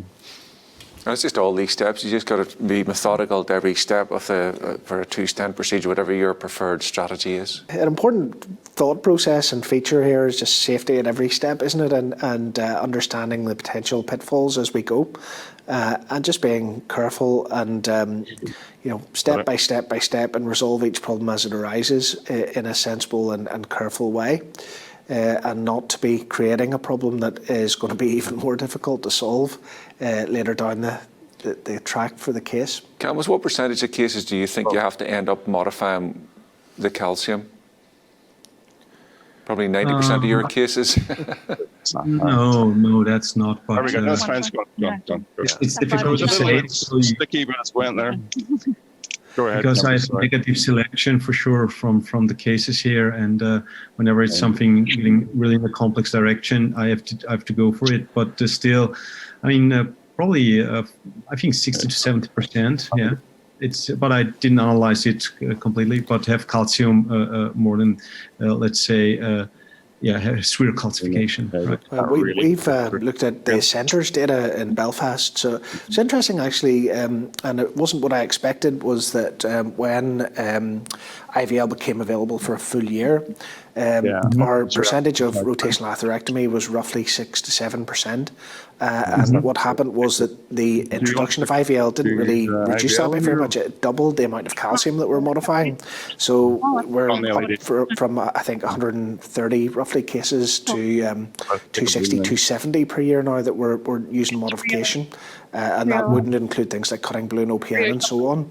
So it's the technologies, I think, are quite complementary. They're not competitors as such, and making sure that you do the job appropriately is the key message, to get the patient the most durable result. Simon, of your overall case volume? What percentage would it be of your centre case volume? We're approaching now 10% of all cases that would have either rotational atherectomy or IVL. This gives a bit of contrast there. I think it does make the point that they are complementary, isn't it? Once you embark on calcium modification, of course, more patients got calcium modified and hopefully better stent result. I think what will happen is if people start with shockwave and think that's going to be a solution for all, they'll find that it's great in a lot of areas, but it's not going to be a solution for all. Yeah. But at least they've embraced the calcium modification thought process. And have you looked at the numbers in detail yourself, Kambis, locally? Do you know what your split is? Or? Well, what I can tell you actually is that, especially in the CTO area, we had an increase of rotablation at least over the years now, up to 14-15% now last year on rota demand in CTOs. And also in general, so we use more and more rota in the last years, but also bigger bursts actually, and even with IVL. So it didn't reduce the atherectomy devices, but our awareness of plaque modification increased for all the operators in our institution. And so people are more aware about that calcium modification is a very important thing to do actually. And this brings us to more work generally. It has created it's created options for patients, which is great, but it also creates a need, doesn't it, for the cases themselves? So, and typically they're longer in the cath lab. They do consume more time. James, it did look like the balloon you used in the LAD did come up. Do you think you're in a position to proceed to standing, or do you go into? Well, it was a 2.0 balloon column, so I think it's probably not a great indicator. Sorry. And so I've gone to a 2.5 NC, and I guess that would be, we could pragmatically test it here. But I think, I can't get the guide extension to go through the side struts stent, and I think if we got to that juncture, we would be home free in terms of whatever we wanted to do. Yeah. And I think there is an angulation into it, which is not helping. So you can see the guide extension is pretty much, that's very easy to deliver there. Yeah. So the point here again, that because there's not a second wire there, James is hopefully going to be able to actually put the guide cath extension right the way through the stent and into the LAD itself. But the way that balloon crossed, I don't think it's going to be difficult at this point to deliver a stent if we need to. No. But the shockwave balloon, nice, ideally, the shockwave balloon didn't like it very much. So which was winged to be ferreted. Yeah. But if it then becomes a pragmatic decision, doesn't it? If this comes up, I think the challenge in this case was always that ostium off the diagonal, which has been dealt with. Maybe it's a more pragmatic approach, get on with stenting the LAD. But I think that's come up. But you could also go for kissing now and re-evaluate the LAD on OCT. And see, that's just friction and angulation, isn't it? Yeah, it's the stent, I think, and the angle. So it's just, I'm not really making progress with that guide extension, but the balloon seems to be up okay. And then you potentially damage the stent in the diagonal. That's going to make your recross harder. So maybe it's a pragmatic decision just to stent the LED. Yeah, I think so. The balloon's going pretty easily here, so I think we'll just stent it. Okay. 2.5. And then we can, re-OCT it at that juncture. The extent. But I think that was 20 with 2.5. Not a 2.75 at least. I mean, this LED, even if it's OCT, looks more. But I mean, it feels wrong to put a 2.5. 3.0, whatever the OCT says. It should be 3.0. It's the same stent though. Well, I suppose it's 2.75. If you look at the anatomy here, Kambis, there's a big diagonal and there's also a big septal. So the LED is not very dominant anatomically, so I know it doesn't look like. I mean, whatever you can postulate. Come on, I mean, there's no. That's right. You can post dilate, or you can go with a 3.0 and put it into low pressure. You can always make stents bigger. It's much harder to deal with a ruptured vessel. You have less antisection. You want to avoid antisection, a healthy segment, right? That's important. And with 2.5, you will avoid it. Yeah. Can you get the OCT up on the screen? Yes, we can see it bottom corner there. We've seen it. That's our distal landing zone. So I think it's hard to justify 2.75 at that point. All right. Okay. Let's go. 2.5. And the point that Claudia is making is that she wants the distal edge of the stent to not create a dissection, to be matched to the distal landing zone, and to not have a problem on downstream that you then have to chase after. So and this lady's 50 kilograms as well, so it's not as if she's an 18-stone man. Well, and provided that the stent will overexpand at the proximal part to the correct size, then you're fine. And it's definitely going to come up to 3.5, so I think we're comfortable that this is going to be fine. But if you're at that transition point, you may take a larger stent at lower pressure for that overexpansion in the proximal segment. A little bit of contrast there, Amy. Just to see how well we match to the... Oh, we're in the septal, that's why. That's interesting. So the wire is in the septal, not the diagonal. Which explains why we're having some issues with delivering. Wow. So at least you have the septal also open, it's perfect. I'm not going to stent it though. It's been well. Probably you will have to come back once retrograde, right? Exactly. So a little touch of the contrast there, please. And I think this emphasises the point, that there's great enthusiasm about potentially doing, IVUS-based zero contrast cases, etc. But there's a time and a place for everything. And if this doesn't go easily, what you want to do is you've got your dual lumen, you can recross, take your Sasuke down on a fresh wire. Yeah. Indeed, this wire is pretty unhappy. Just show us, please. It's just getting a bit caught up, isn't it? There's a little bit of plaque there, but it's not a very happy wire. So I'll maybe take as you say, a new wire here. We'll take your Sasuke and... So you can septal. Yeah, you can leave the wire in the septal and... give up your guide cath extension. It might be worth a pot, actually, just hit that 3.5 before, hit the front end if you're going to be coming back in again. Yeah, we've done that though. We've done that a few times. We've done that, okay. Yeah. So... That's okay, thanks. You might have had a little bit of plaque shift into the LED itself there with the dilation effectively into the septal, but it is a huge septal system too. So, but the IVUS, if you're doing a fully IVUS-based zero contrast procedure here, you could very easily mislead yourself, I think. Well, that's where the limitation of the imaging, isn't it? That it's great for showing you, but it can't show you flow, can't you show you dissection, so you'll miss no reflow, you'll miss... Yeah. So the dual lumen in this situation protects, that means you're starting in the right position, but you can bring in a fresh wire. You can see how the tip of this wire, workhorse wire, is not behaving because it's been folded over. But the key point here, Colm, really is that the wire has never been taken back through the stent in its entirety, so we can't have it abluminally, and we're retaining the place that's been ballooned into the LED as well. And the second wire now from the dual lumen catheter must be safe. It can't be anything else. And your temptation is to bring in a fresh wire and try and get the case done, and then you go abluminal, and then you get into the LED behind stents. Create mayhem. And then you're in a world of pain. So you're actually better just taking your time, using the dual lumen catheter. And Kambis, do you want to walk us through how you use a dual lumen in this situation? Well, I mean, the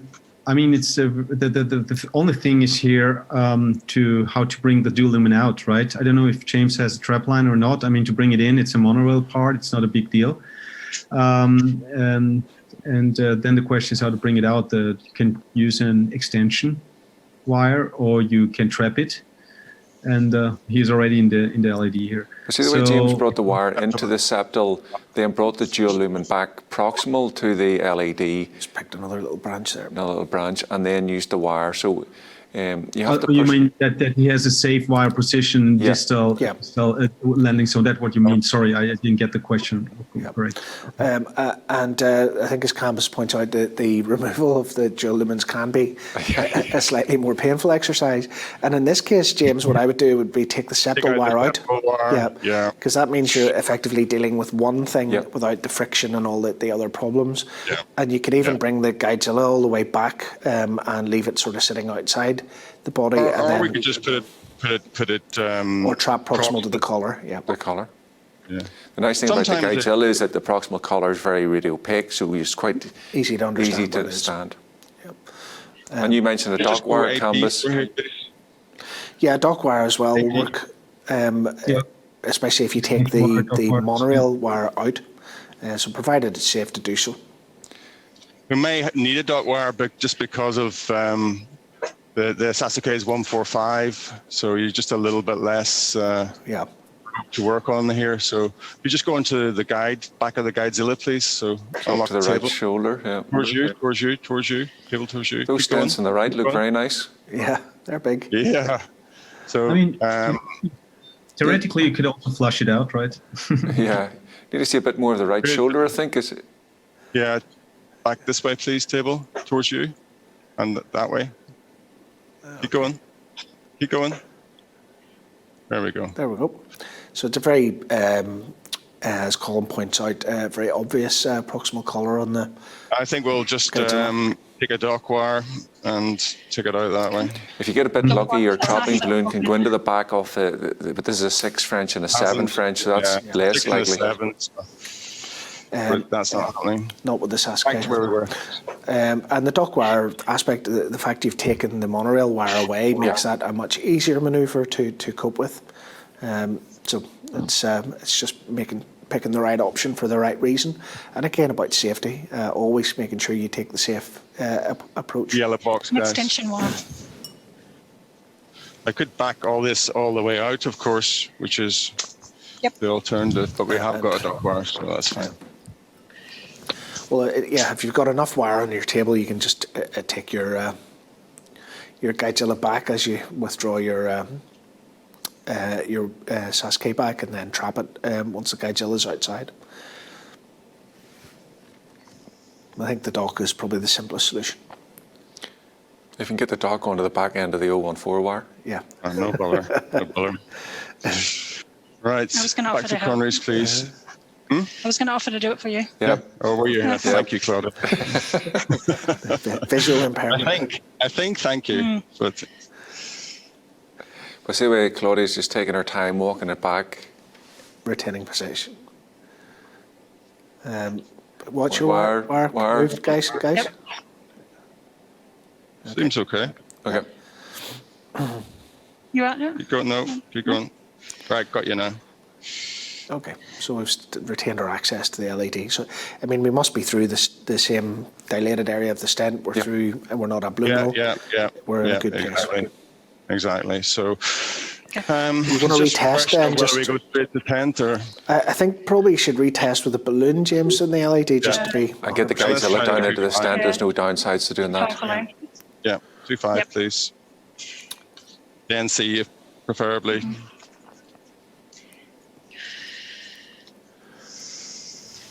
What about trifurcation stent and Kambis? Do you try and keep it to 2 stents no matter what, or? Try to. Can you one if you don't know where it is? 25NC. Check all that out, Andrea. It's not. I mean, it really depends on the anatomy of the trifurcation actually, but I try to go with culotte and kiss the third branch. Yeah, Simon? I agree. I mean, putting 3 stents in is really a big step, and it's an awful lot of metal, isn't it? So it's hard conceptually, isn't it, to see how you get a good result in all 3 branches. In all 3. So if you can avoid one of them with metal, I think it's always preferred. Yeah, and if you need, probably one option would also be deca crush for the one and culotte to the other. Yeah, it would be an option, right? I think that's right. Or if you get lucky and one's at a 90 degree, that it's more of a T, you know. But yeah, that's good. Yeah, but that's the best possible. That looks pretty encouraging there, James. Yeah, I think that's great. It's a little bit sticky, but you want to go in there. Just with you can feel the struts with the balloon, but okay, down. I think actually the LED is a slightly better angle than the septal. So. That's us through the stent, so we can just dilating nicely as well, though, isn't it? So but it's interesting. You've got a good area up front, so this is all friction from that angulation in the proximal left main LED, which we know is a big vessel. It's just a calcified. Whatever it was. Calcium and bends equals friction, which equals pain. Yeah, right. Okay, good. All right, so stent in now, and then we'll do the recross and the kiss, and Kambis can go and do his case. What about recross Kambis with bifurcation 2 stent? Do you want to talk through the wiring and what you're aiming for? Sure. So I think if you have the dual lumen in place, I think it's very elegant to use it again, right?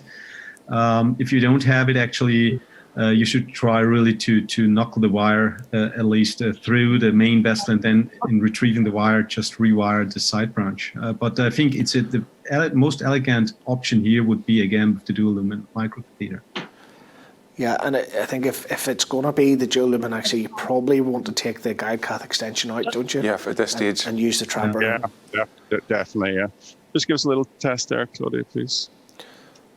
Probably. Is it worth a check in the caudal view, James, just to make sure you're not... Yeah, let's go AP caudal as well, please. It's very close to the left main where we want to land approximately. It's just a minor practice point that you can be misled in cranial views, that you can end up prolapsing stents too far back towards the left main or even into it. Hammer down.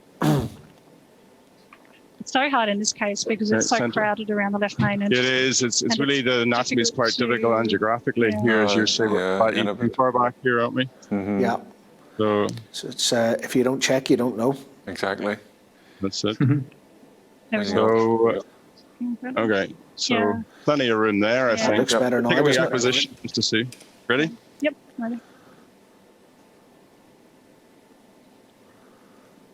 And let's go to eleocranial 2020 as well, please.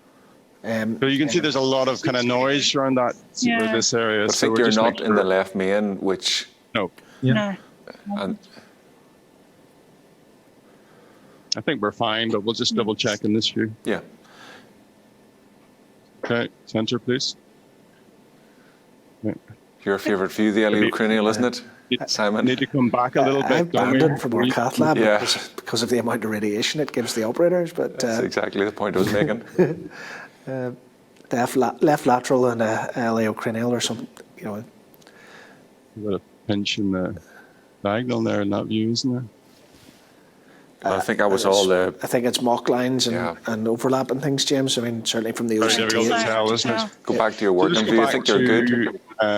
Yeah, I think we're okay. Just quick check on AP caudal, and then we're fine distally, that's for sure. It's just a question proximally that we're not coming back too far, or we're back enough to cover the diagonal. You can just see us there. If you just mag up for a second, you can see where the stent lies. Yep. Okay, go. Yeah, so I think that's good there. Yeah. So we go with that. If you go back one view, it shows how big that diagonal system is, not eleocranial. If you go back one view first, please, James. The diagonal is a massive vessel. The last view we took, please. It's actually nearly bigger than the LED. And I guess the other point we were going to maybe raise, Kambis, was the which cell you recross whenever you're Yes, important. approaching towards your kissing inflation. So this is a good thing. Well, I say, let's say in culotte, you should really go very distally. In DK crush, once you recross, so you should go at least if you try in the middle of the so a little bit the pop balloon, please. Yeah, that's a 1-2 3-5 millimeters away from the carina. But at this here in culotte, you should really go and the carina. Try to distal, isn't it? And what you're striving for really is to put the wire into the open main vessel and drag back and rewire as close to the carina as you can make it. Got it. Yeah, absolutely. That's an important thing. And again, that's something that the October study is looking at in detail to see if it is going to have an influence on. What percentage time did you have to recross in October? Claudia, you guys have done a lot of it as well. Feel free to comment. Very little, actually. Because you became conditioned to doing it. If you're careful with your rewiring, then it's actually the amount of recrossing you do is not. Okay. It's the drag from the main and wire close to the carina, and it's unusual that you're not actually where you're aiming for. Is that your experience, Claudia, in October? Yes, certainly. You become very careful about not having to rewire because the protocol specifies that you need to repeat the OCT run every time.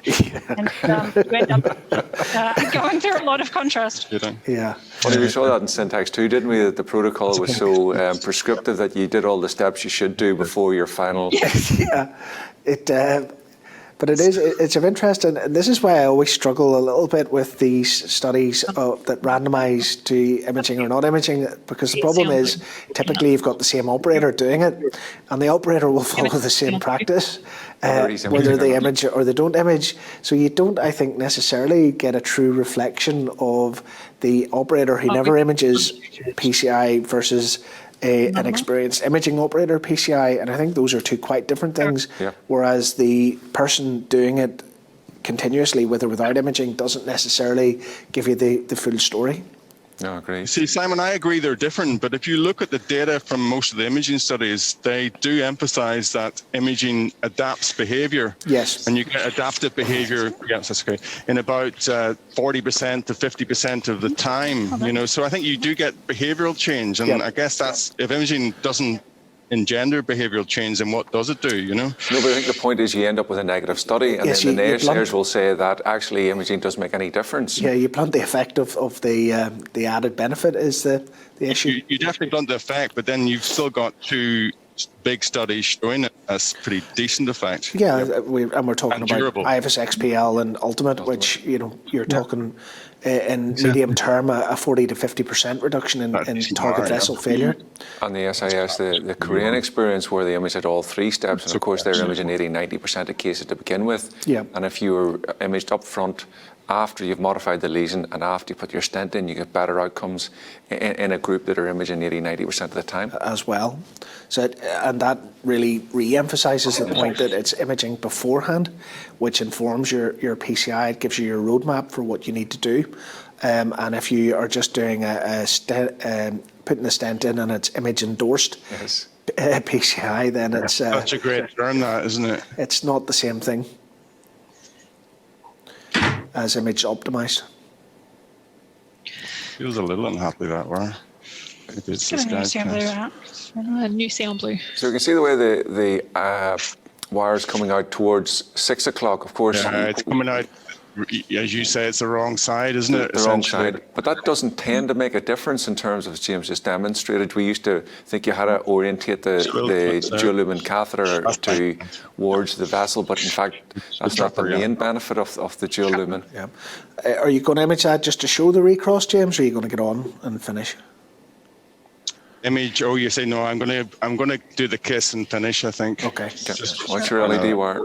Yeah, I see it's been dragged back. Just put it down. And there's just so much friction in the system with all that angulation and tortuosity that you can see both Claudia and James are working in synergy to try and prevent the wires coming back. Yeah. Now we should be able to trap it and keep our position and then recross it. I don't know if you stored that recross, it did look like it was a reasonably distal recross. Yeah, I think graphically It's always a sort of hard to tell. I know. OCT or, but it didn't come straight out and go towards 3 o'clock from... You see, what we could do is do the OCT and the LED. That's what we were... Yeah. Yeah. You could So why don't we do that? You could post-dilate those LED stents, do the OCT of the LED, and then do your KISS. Yeah. Give the 3ONC, please. Another point here is that there's enough stent beyond the bifurcation to help with anchoring balloons in the LED to get across into the diagonal, particularly with that angulation. So your practice would be to make the stent 3-4 millimetres longer than you maybe need to, just to ensure you've got enough. Mic down, please. Just having to walk this out because we're having some issues to get the trapper up for some reason. It may be there is an issue with the guide. I think there's a kink just somewhere, just with a... Hang on, stop, Claudia. Okay, keep going. Okay. Hang on. And this is where the dual catheters are a little bit of a fiddle. Is when especially with the hydrophilic wire. When you're doing it without the ability to trap and with 2 wires, you're trying to retain them both. I know. So... Yeah, just and then you get to recross it. Thanks. Yeah. Okay, 3O non-compliant. Yep, right. Yeah, it kind of defeats the purpose if you have to recross because the dual lumen catheter's pulled out your wire. But anyway, this is what it is. I'm not really sure. We think we have a bit of an intrinsic problem with the guide, which is sort of slightly hampered this LED. So. But you're in a good position, and it's been a great case. Yeah, we're gonna OCT the LED, and if it looks happy, we'll do the KISS, and then. And we've OCT'd the diagonal already, haven't we? So if you do the KISS and the LED proximal stent looks fine, then we should be good. I wouldn't do further. No, I wouldn't image again. I mean, in research protocols, it is what it is. But from a understanding what's happened here, if we've got a good kissing inflation done and the LED OCT is satisfactory, then I think we're largely done, aren't we? It's, 5 should be okay. Yeah. 2 new 2 5 non-compliant. So this is the 3ONC and the LED. 2 5s. No. So we've done the pod, and then this is the post-dilation of the distal part of that LED stent. Yep. Correct. And again, we'll be able to be sure that we have enough stent to land that balloon in for an anchor if needed. Yep. And if we get a good stent result then on the next OCT, then I think we're very close to finishing up. Right. Yep. All right, OCT then KISS? Or? Yeah, OCT then KISS, yeah. ACT.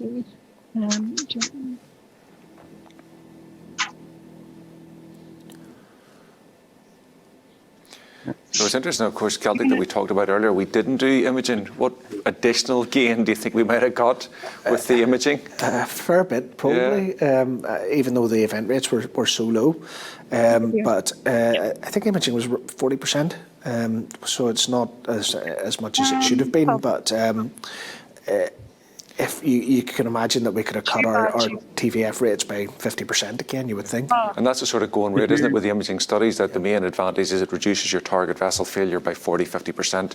And that's a fairly consistent point in all the imaging studies. Well, if you look at TVR and all the cabbage versus PCI studies, if you reduce TVR as the main issue with PCI by 40-50%, you'd have equivalent outcomes to surgery. Yeah. And it's, I think... It's just bonkers that we didn't do that in those studies, isn't it? Historical repeated shooting ourselves in the foot when we're comparing ourselves to bypass surgery.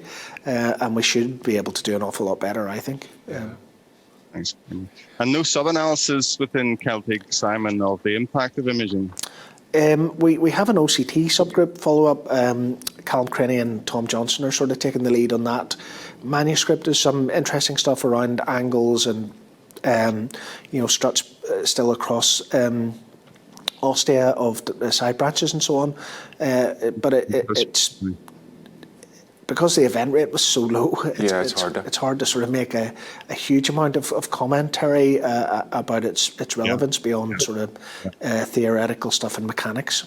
But I think it's fair to say that some of the cases we wouldn't have left it the way we left it. No. And that would have been the lack of calcium modification that we just didn't understand, and then you've got your stents in, and then you're unable to... Oh no, our practice definitely would be different, wouldn't it? Yeah.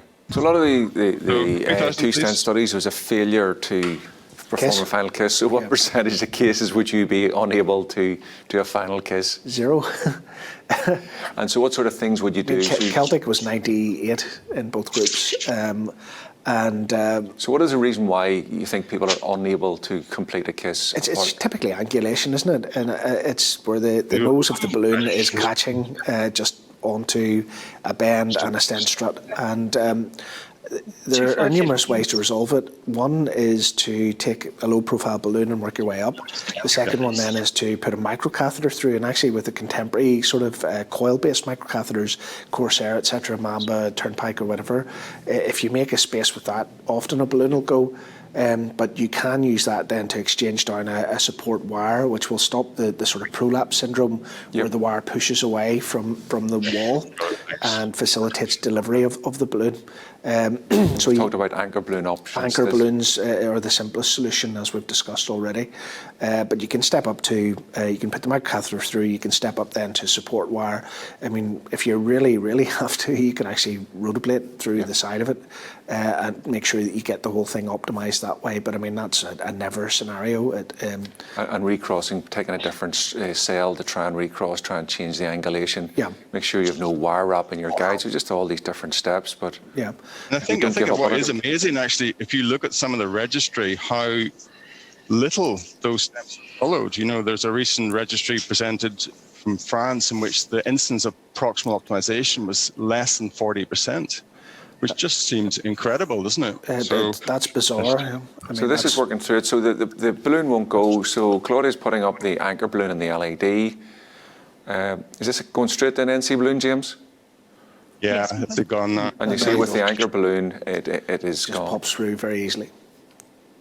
Must say, I'd like a stent booster. I wonder if you caught the front end of the LED stent a bit, but there's a wee bit of a radio opacity there, isn't there? We're going to image it. So let's do a stent boost for a second. Mag up on the proximal edge there.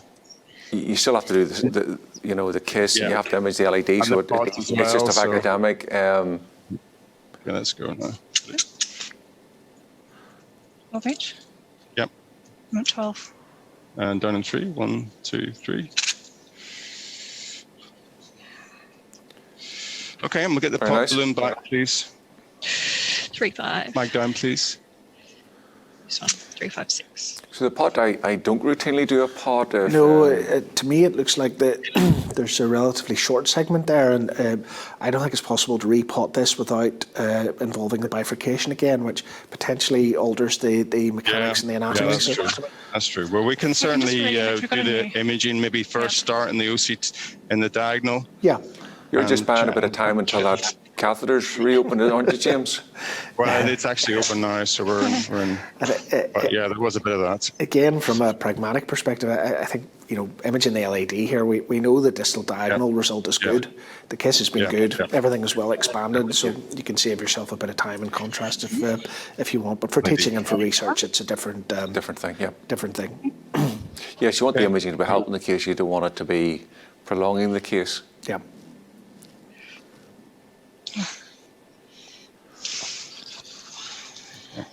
This is a new caster, so hopefully it'll be a little bit more helpful in its delivery. My experience, I think if you get that kink in with the first attempt, then the rest of the case is just a struggle, isn't it? It's just painful, yeah. It is. So it's still a bit like posting an oyster. Sorry, can I just open that, please? Leaving a trail of blood. At least it's switching on. Here we go. That's good. It is. Should be in business. Good. And do you ever use the high-res pullbacks now at all, James? Yeah, we do. I've got it on high-res now, actually, because it's a short segment. So. Yeah. Oh, great. It's not delivering now. Yeah. But I mean, it's... we don't have a guide extension now, so just let go of the wire, It's please. a point of practice. In most of the research studies, it's actually the more rapid, longer pullback is preferred, because if your contrast clearance isn't perfect, you're going to see what you need to see generally. Yes. And typically in October, what we're doing is we're actually using Cine with your OCT, and you're acquiring your angiographic and OCT images at the same time, again to try and limit sort of contrast and all the rest of it. I suspect there's something mechanical at the front end. Yeah. Just enable pullback, please. Okay, enable pullback. It's on automatic, so Go. Right. inject. Right. Okay, look like a decent run. Guide was just in the order of fraction. Yeah, it's a big difference with you don't have a guide extension down there. Yeah. I think we've got enough. Certainly. You should be able to see the ostium from this anyway, so. Yeah, and Claudia's overdoing the... Fine, Claudia, accept.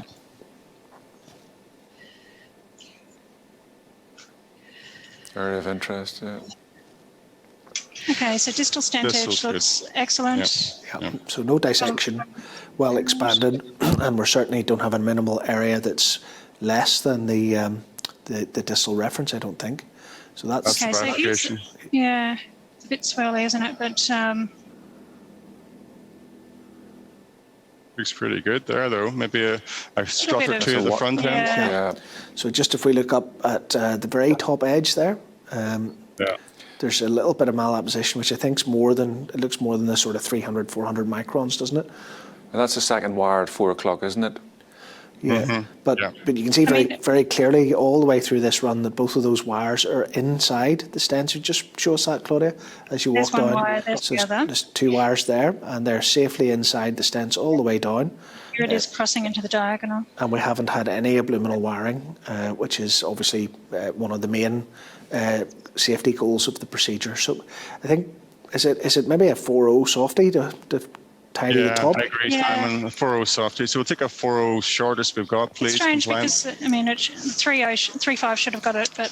I think sometimes it's not. It's just that the compliance is different in one half of the vessel than the other. Yes. And it's more of a... I think the front end of that stent has been shortened slightly, which is just of academic interest. You know, your stent would have been back 8.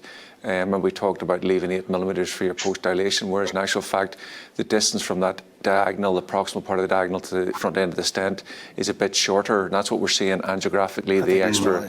But, you know, there's no dissection in the LAD. It's just a matter of... There's no major plaque or anything. It's a matter of optimizing just post it. And if you don't look, you don't know. And your point about taking a soft balloon here, Simon, is what? It's really just the delivery of the balloon itself is easier. The shoulders of it are not as rounded, and you're less likely to catch something that's not opposed. So for me, you're not it's not resistant plaque that you're expanding against. You're just expanding the stents against, out against blood to meet the wall. So you're not really concerned about high pressure post dilation of atheromatous vessel. It's a different thing. So you want to be able to introduce the balloon safely, expand that stent edge, and then that's you done. Yeah, exactly. So we're just going to do that. So we'll take one more angio view after that, and then I don't think we need to repeat the OCT. Is that a third? Claudia, at 6 o'clock you're saying? Yeah, there is. Oh, there's a wee dissection there. There's actually quite a big dissection. Okay. Well, and this is a case here where we've had to have introduction of guide cath extensions. The guide has misbehaved on us, unfortunately. We've had all sorts of challenges. Where's that relative to the front end of the stent, Claudia? It's still in the LAD, isn't it? Yes.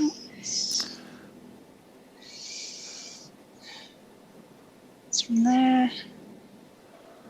There it is there. Just there. That's the origin there, isn't it? At 6 o'clock? Yeah.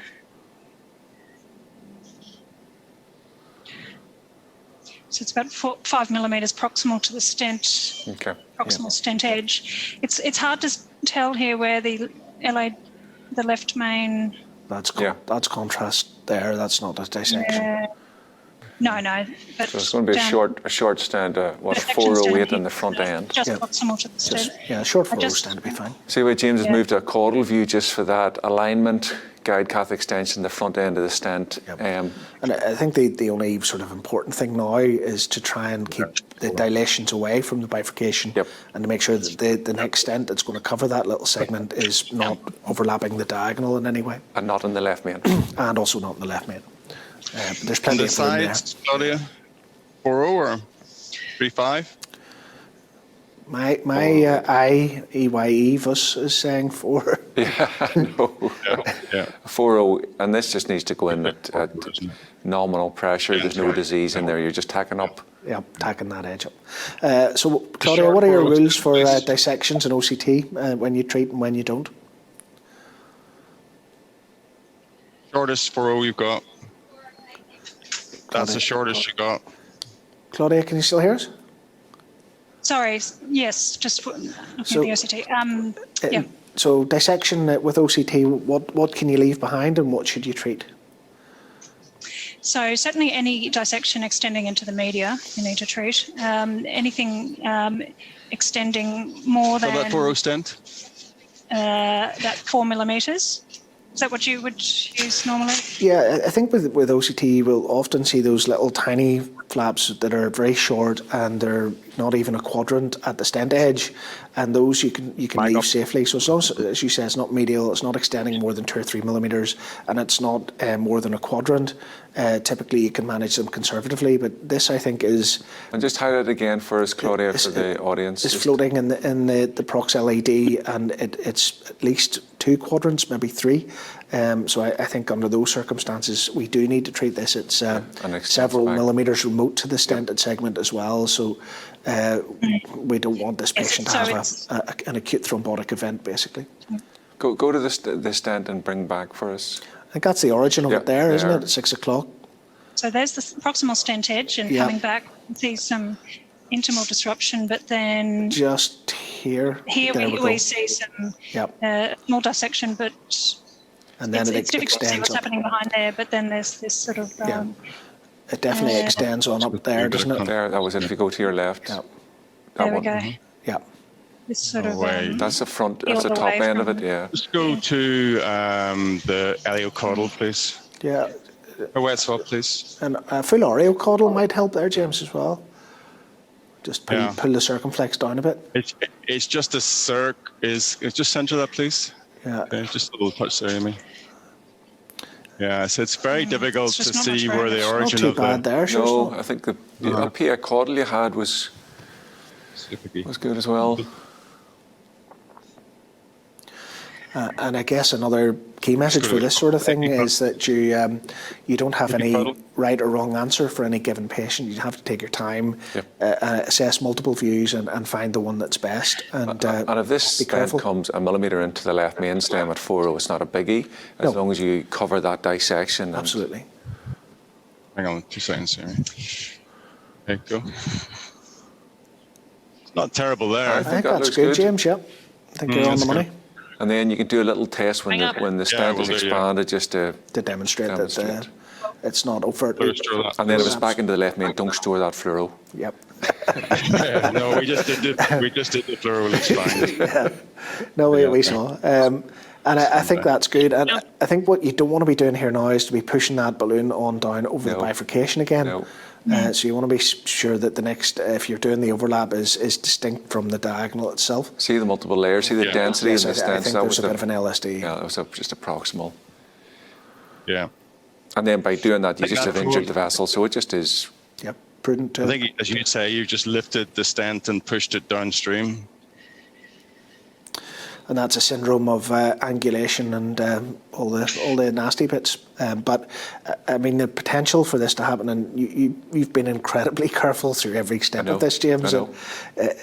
And still, it can happen. And the most important message around that is that if you recognise it and if you deal with it and treat it. Here and now, that the patient will not suffer an impediment or anything adverse as a result of it. So it's all about being sure that you deal with it. And even when we had mega LSDs, Colm, we've got 5-7 year angiographic follow-up of them, and they were treated at the time. And we've got plenty of LSDs, I think it's fair to say.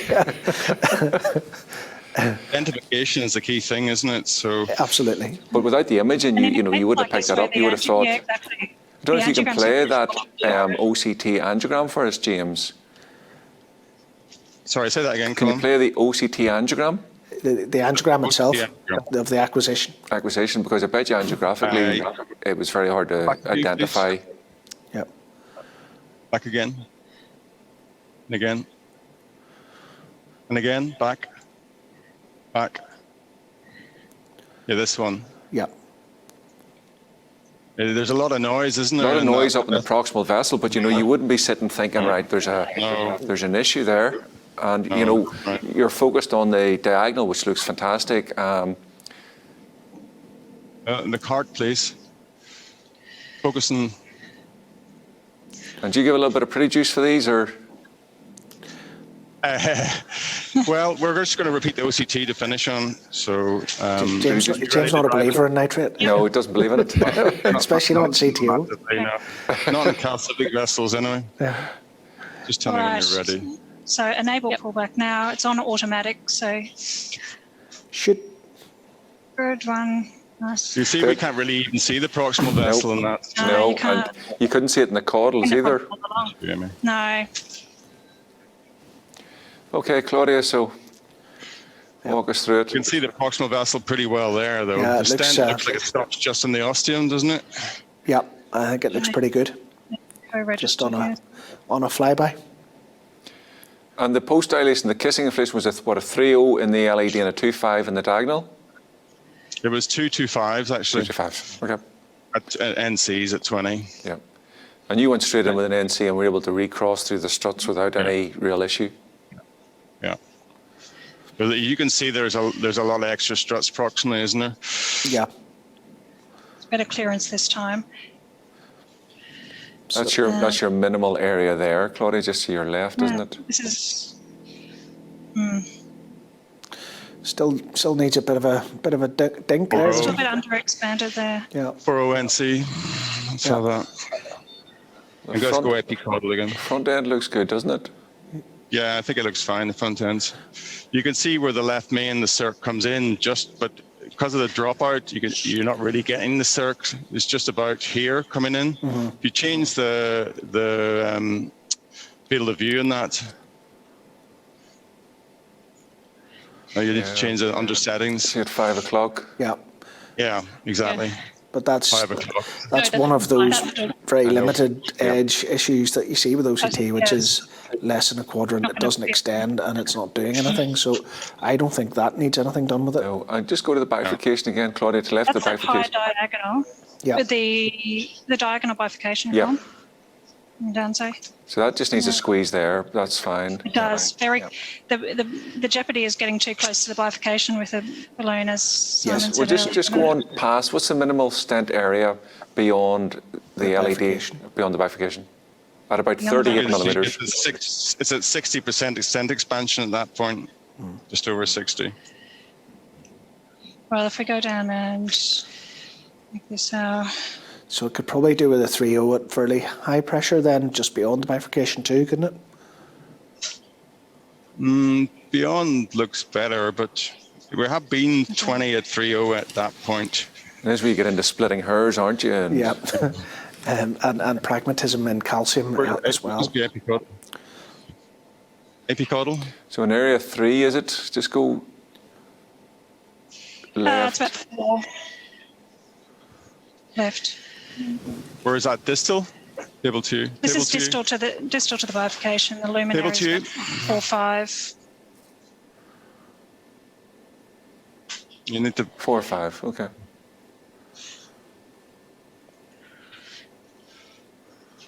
And that was the calcific area. Yeah. And our distal reference area is about 4. Uh-huh. go Okay. there. Distal. Going up. So you're happy enough, Claudia? 5. I think so. So you're just post-dilating the front end. The front end again now, yeah. I think that's what it needs. Is it worth then, James, a cranial just to see where the diag is? Going a little bit further as well. 2020. This is a 4.0, 2020 iliocranial. That's just distal to the bifurcation there. Yeah, it's eccentric, isn't it? We're in the long view. I suspect if you rotate round the long view, yeah, it's on a bend. It's on a bend, isn't it? Generally, things look sort of banana shaped when they go around corners. There you go. Yeah. So it's just eccentric. It's relative I think so. eccentricity. It was always going to be eccentric because it was that bulky eccentric calcium there. So that's pretty much us. I don't think we can go any further with that balloon. No, you I can agree. see where we are with the bifurcation. So I think we're done with that. Yeah. Okay, good. And again, it's pragmatic and sensible choices, isn't it? It's not chasing. I'm not sure there's any point in repeating another view after that. I think we're... No, I think you're done. I think it's a very acceptable result, and it's been a great demonstration of how to deal with multiple steps of points of difficulty, all done in a structured, sensible way, with safety as the key and pertinent feature at every turn. So I think that's been great, James and Claudia. Thank you very much. Yeah, it was a great educational case. Big thanks to London Bridge team for their support here. Great lab to work in, and we're pleased we got a good result for the patient. So thanks for your support in the lab, guys, in the studio. Okay, well, I think we will cut away from you, James, and that's great. Thank you very much.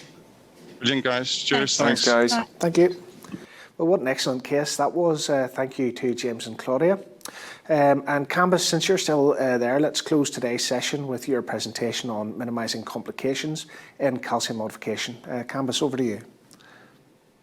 Well, thanks, Simon. So, the point is here we're talking about actually about vessel compliance, and I will just go through some important steps of the talk regarding what is the problem in calcium in general when we do PCI. And first of all, what you can see here is that we have in calcified lesions, we have a problem with the lesion preparation. This might even damage stents, right, and the coating, and we want to have actually optimal stent result.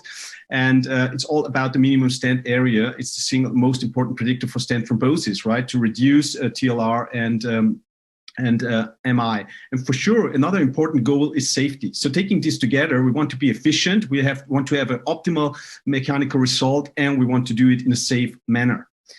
So you see in OCT imaging, and with an almost calcified 360, nearly 360 calcified lesion. And we know that once we have calcified lesions, we have a higher risk of incomplete revascularization and higher chance of procedural failure, and for sure also a higher risk for procedural complications. So when you go through the data we got, and here are great data from the Horace and AMI and ACUITY study, nearly 7,000 patients. What you see when you divide mild to moderate severe calcification actually is that you often end up, or more often end up, with less TIMI3 flow in severe calcified lesions, and also more final no reflow, and also final abrupt closure and dissections of the vessel. So this is really significant. And what we know finally is that the calcium really impacts the incidence of TLF, target lesion failure, and also MACE rates. So we have also analyses from 1 year outcomes in acute coronary syndromes, and this is also stratified by extent of calcified lesions. And you can see here clearly, whenever you have severe calcified lesion, the rate of death and also cardiac death and TLR and MACE is significantly higher in compared to no or moderate calcifications.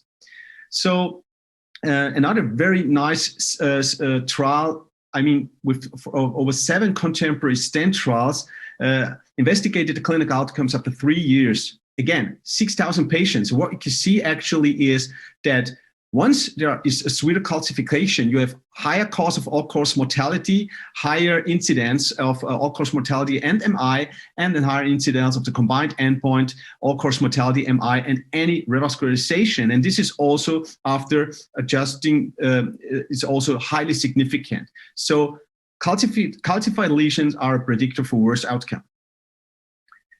The point brings us to the vessel compliance actually, and this, what we know from analysis is that whenever you see a calcified lesion on imaging, that the vessel compliance is clearly reduced in comparison to fibrotic or hypogenetic issues on the IVUS, and therefore, the problem of the vascular compliance, if you have less vascular compliance, is first of all, you have problems in delivering devices, right?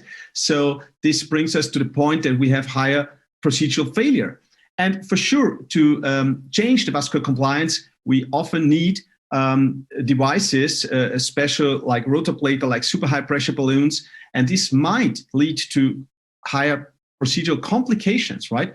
And finally, when we are not able to deliver the stents based on the high resistance and vascular compliance, because it's a stiff vessel, calcified vessel, there is a polymer damage and actually impaired drug delivery, and this causes higher TLF and MACE rates. So, and in the end, we might have even suboptimal stent results.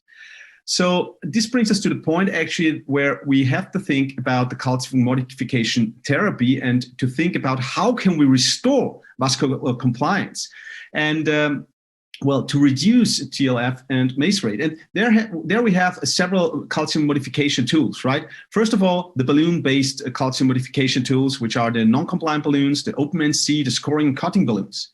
And for sure, we have also atherectomy devices with the rotablator and also the orbital atherectomy, which is quite now CE approved. And we have also the new developed strategy, which is a completely new one. I mean, we've talked enough in this series about the shockwave device.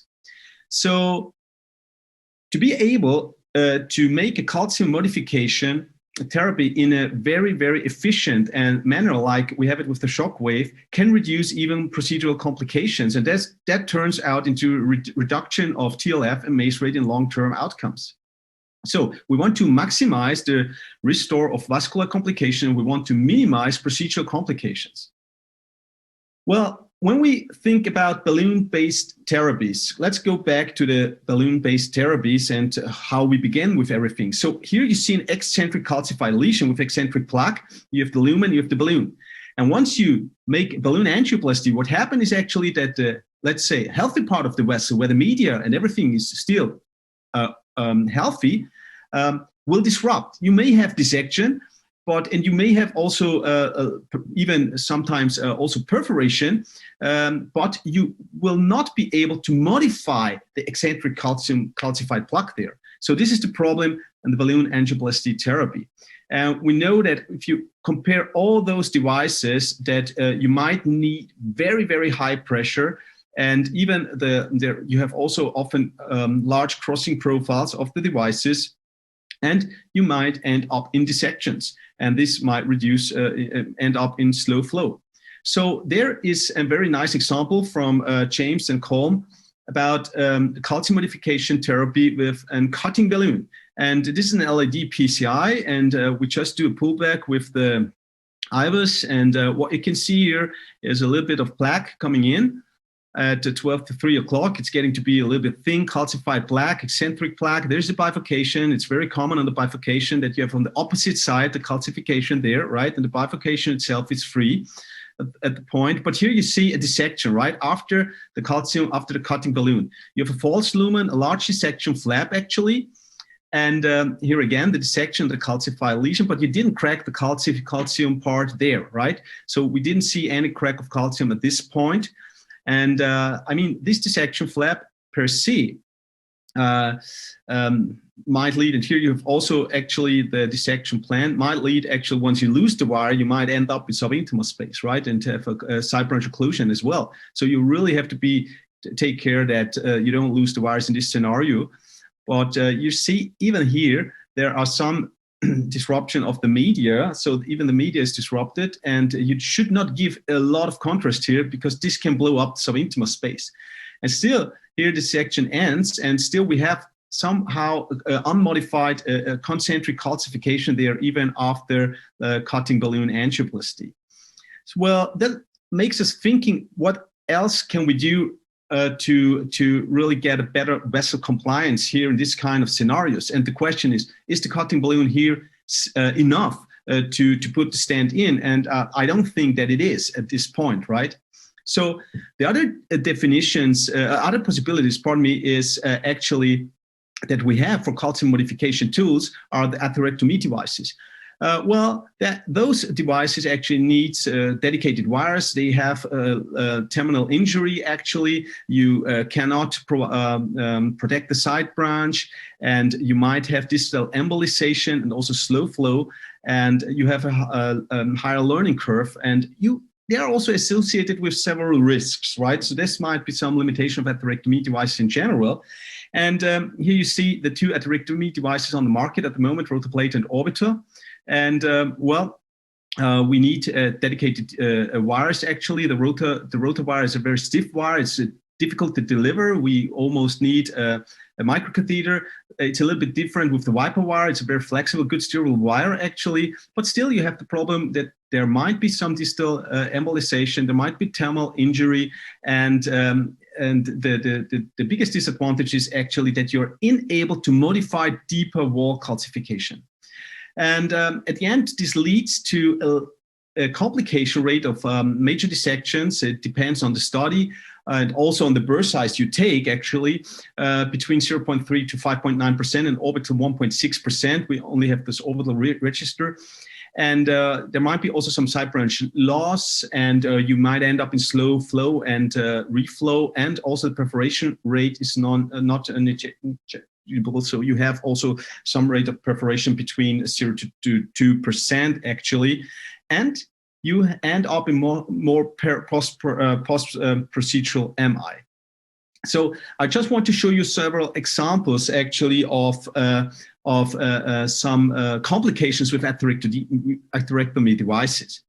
So here you see very calcified LAD and also stand inside already. So somehow the balloon was not a upfront balloon delivery case actually. Therefore, I tried to do some plaque modification with 1.5 burr. And this finally ends up in an example of finally no flow, right? So this is what can happen here. So you create, especially in tortuosity and also in calcified lesions with severe tortuosity, you might create also large dissections. So you definitely have to cover this all after IVUS imaging, and this ended up with some reduced flow finally. And well, there was a little bit of CK elevation 3 days after I had to do the RCA. The vessel was fine again. So this can happen. This is not the biggest problem in this scenario, but can you imagine that this is the only viable territory for the patient and in the low ejection fraction, and this might really end up in a disaster. So another problem is actually the tortuosities in general, right?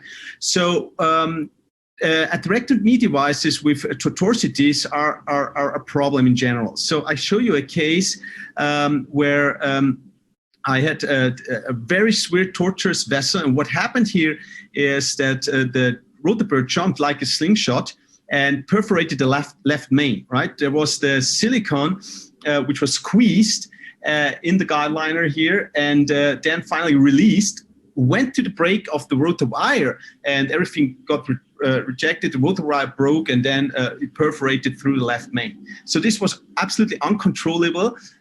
We had to push hard against resistance into tortuosities, and this can happen, right? And this also happens sometimes in severe tortuosities with the atherectomy devices, the orbital. Even if it's a very, very slow device where you really have to take your time, but in tortuosities, as you can see here, it just jumped forward after losing the resistance and dissected the vessel there. So another problem is the burr entrapment in severe tortuosities, right? Here the goal was actually posterolateral branch, and we had a really problem to get down there and to somehow modify the distal plaque and to make our CTO actually. So in modifying the distal plaque, no balloon was able to cross, nothing else. So I said, probably this is a good option for the rotablation. But once you have like this, a 180 degree, the burr might lose actually on velocity and finally got entrapped.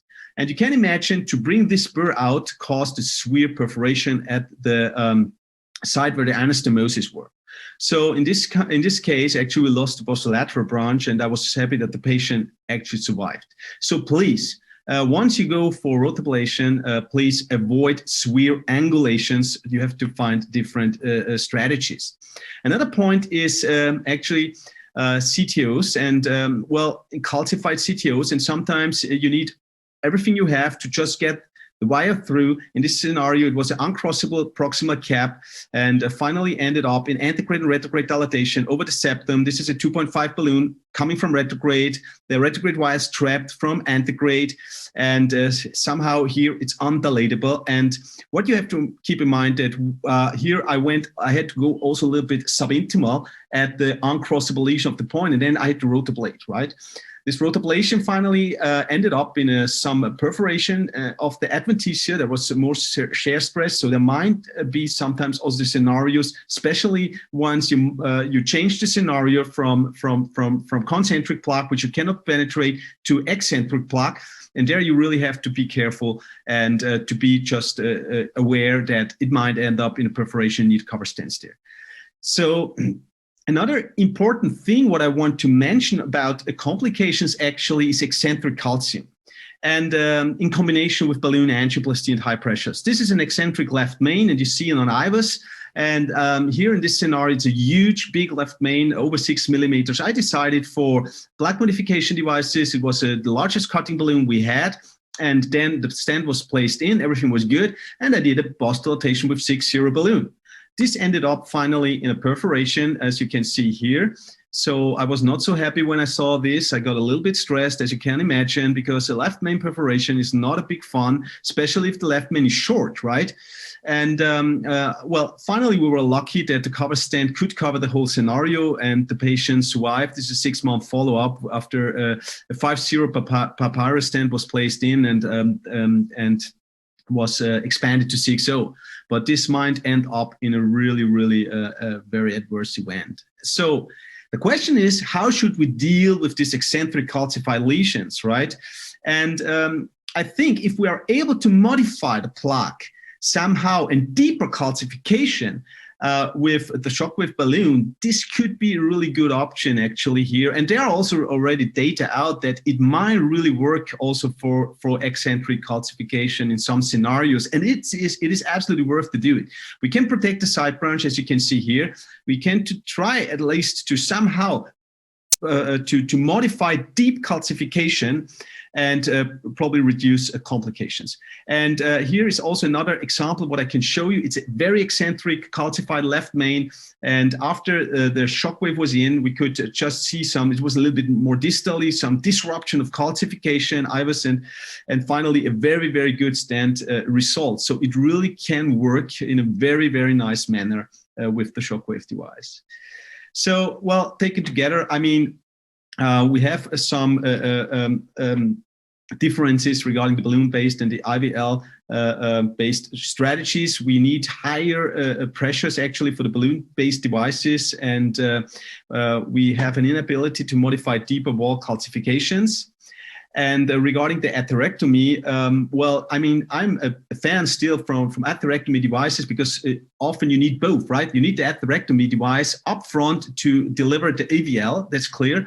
But still, I mean, you need a learning curve. And even if you're an expert, you might end up sometimes in complications. So you have to be a good operator regarding managing complications. You might end up in terminal injury, distal embolization, and slow flow. That we have to keep in mind, especially when we do last remaining vessels and chip procedures. And it might be that when we can't deliver EVL, it's a safer strategy there, right? So therefore, we have safety data about the device, and they're really excellent. I mean, dissections can occur, even if in this disrupt database there were 0, but I've seen them. But in general, I mean, on concentric calcification, dissection is not something which is bad because you modified the plaque. You just have to deal with it and cover it with the stent if it's slow limited. And but you see, even the rate of perforations is going to 0 in this disrupt CAT studies in 1 and 2. And the rate of in-hospital MI is also very low, between 5.8 to 6.7% in these severely calcified lesions. So taken together, I think we have a good and safe device on top now for modifying calcified plaques. Thank you very much. Great, Kambis. That was an excellent presentation. We're going to start the discussion. Simon, have you any comments? Yeah, gosh, there's a whole list of things, I guess, that we could cover, isn't there?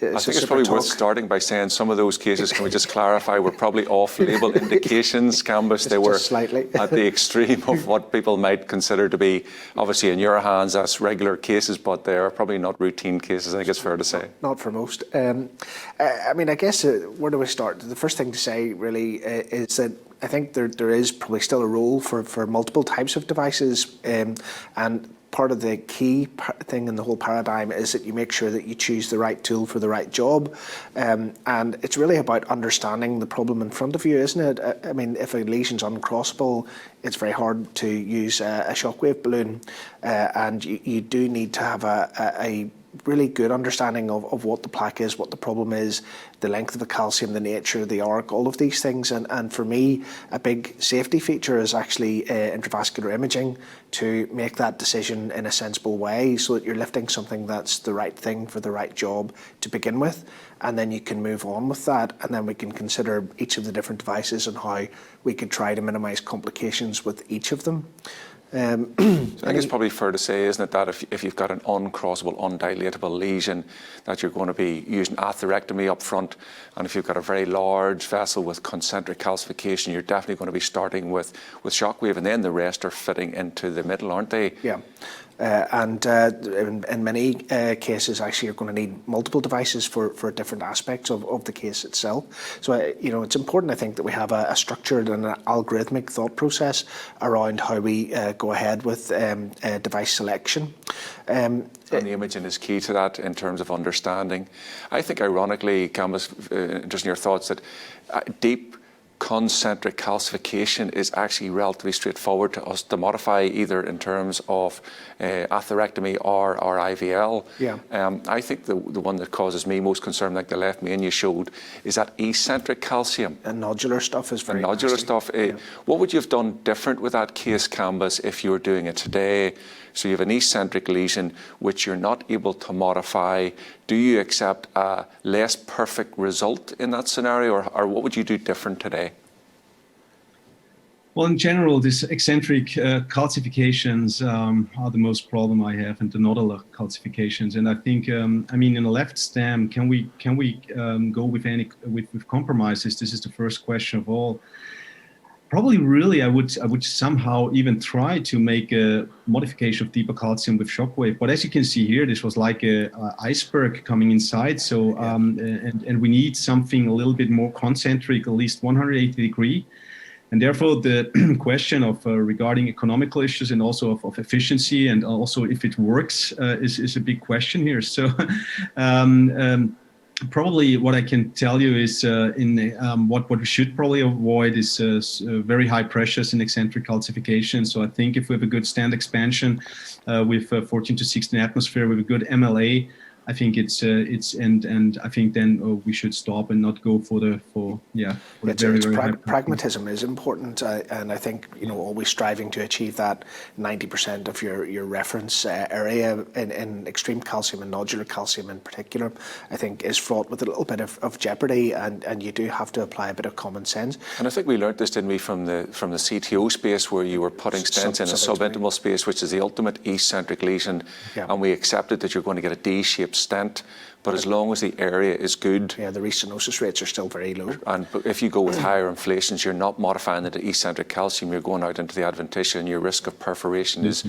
So it maybe is we're a bit more pragmatic in that scenario. And just to cycle back to the imaging point, what percentage of complex cases would you image, Kambis?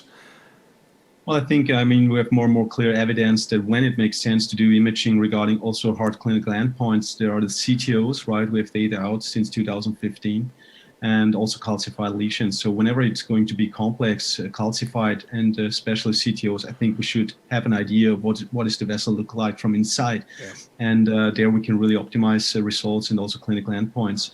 And there will be also trials coming up in future to address these questions, especially in when I think about the IVUS chip trial, things like that. So I think we're going in this direction. As more complex the lesions are, we should use the imaging devices. And I think it gives you, not only do you understand the pathology that you're faced, but actually you don't mistake the balloon size. You're not taking, I mean, if you're doing a IVL, you don't want to use a balloon that's too small, that's not going to modify the plaque adequately. But similarly, you don't want to put a stent that's oversized or a balloon that's oversized into a calcified environment where the risk of perforation is going to be higher. So I think it just reinforces again the point that you can do things more safely because you're better informed than if you're not. And I mean, I'm close to 100% for that type of case unless there's a clinical reason not to do it. I'm sure you are as well, Colm. I think that's right. I think the higher the clinical risk, the more the imaging helps you, and it in terms of the efficiency you were talking about, it actually makes cases more efficient. So for complex cases, you've mentioned the CTO, PCI, left main PCI, calcium modification, complex anatomy. Most of us would be close to 100%. It just makes the case so much more predictable. And we've talked about late complications, target lesion failure. A crucial part of moving through the case is once you've done your initial modification is then that you subsequently understand that the vessel compliance is improved and different. One pragmatic way to do that is to use a 1-to-1 balloon for predilation, make sure it comes up to a good size. But you can also inform yourself again from imaging, and we've been through the algorithm several times, that it's not just enough to do something, you have to understand that has taken an adequate effect and that you're still not going to put in an undersized and underexpanded stent, which patient's going to get off the table fine, but they're going to have late problems, and that's the complication that we talk maybe least about, and it's the one that patients will not thank you for. And should restenosis occur and revascularization again, you're on a path to a sort of place you don't want to be, because it's harder and harder to deal with the second and the third problem subsequently. So I think doing all of those things is very important, and the durability and long-term outcomes are complications that I don't think carefully about. We're mainly focused on making sure there's no issue in the cath lab, and it's not always the place that our focus should be 100% of the time. I think there's a few scenarios where I think IVL has an advantage over the other technologies, and I don't think it would be controversial that if you've got a large bifurcation and you need to protect the side branch, then intuitively keeping a wire in and using IVL. I think of aorto-osteal lesions, it's very hard to modify those with rotational atherectomy, especially the osteal right. It can be very challenging to maintain position. You talked about the wires, Kambis, and left main, for example, which are large vessels. It's very hard to modify those unless you take, and those are just a couple of scenarios. I think IVL's got a big advantage. Sure, and I mean, if we couch this into, major perforation is generally a balloon-based problem, isn't it? It's typically after ablation where you try to expand the vessel with the balloon, or I think the thing that you see is the stent balloon coming back and very high pressure with a semi-compliant balloon in effect, which will continue to grow. And I think post-dilation with non-compliant balloons that are appropriately sized, and all of this just goes back to the point about imaging and making sure you take something that's sensible, and then being pragmatic about what you accept as a reasonable result and not striving for absolute perfection or important. If we talk through some of the other complications, then I mean, no reflow I think is something that's of interest. There's always a lot of chit-chat about it with atherectomy. Any thoughts in particular, Colm? Or Kambis, what would you do to avoid the case you showed us? Anything you would do differently? The point is here that you, in these scenarios where you have a tortuosity and calcifications, right, and you have a diffuse diseased segments, vessels. So in these scenarios, once you go in with atherectomy devices, actually you might end up in large dissection plans. For sure, you could just retrospectively, you could probably try to go with an even smaller burr first of all. I used a 1.5 up front to have a little bit more wild bias there. But even then, I'm not sure if you can bring any other plaque modification tools inside this vessel. So at the end, for stent delivery, I had to take the 1.5 burr. So I think it's something that you cannot avoid, but you have to be aware of it. And probably what I learned actually now from orbital is somehow we have a little bit less no reflows with this device. So I mean, we did around 40 cases now, especially in these scenarios. And probably there would be an option in these vessels to go with orbital atherectomy up front to make plaque modification, and then to go with IVL it would be an alternative, right? But I think the most important thing is here just to understand that this can also occur in low ejection fraction and when this is the last remaining vessel, and therefore we might have some support as well. On a practical issue, I would tend to go for very short runs yes. with rotational atherectomy, try and avoid long runs. And just take your time and try and. I think that's the key point, isn't it? It's you're not in a rush to the bottom of the vessel. So what you want to do is take little nibbles of it, let that disperse, take your time.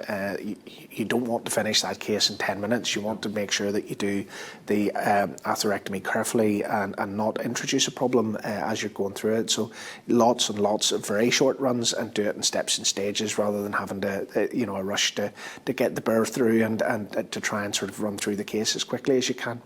I agree. I mean, the point is here, as larger the burr is, I agree with you, the runs should be shorter to have less bradycardia and less slow reflow. So when you go with the 2.0 burr, even you should really, 1.75, you should really take your time and just stop after 5 to 10 seconds and only make a sequential rotablation. And probably it was too aggressive. You had no choice, and I think in that scenario, I don't think you would have been able to get shockwave there, so you had to modify it. But maybe that's a good point to finish on. Thank you so much for your excellent talk, Kambis, and great to talk to you again. Thanks for the discussion. Yeah, great. Thanks, Colm. That's about all we have time for today. Please join us next time for the final class in this Calcium Masterclass series. Class 10 is called the Deep Dive on Calcium, Bringing It All Together. I suppose I can think of no one who's better placed to bring it all together than James Spratt and Jonathan Hill, who will be reviewing the series. They'll also be commentating on a live case from Bristol with Julian Strange and Tom Johnson, and our remote commentators will be Emmanuel Barbato and Flavio Rubicini. Thanks for joining us today. Goodbye. Cheerio.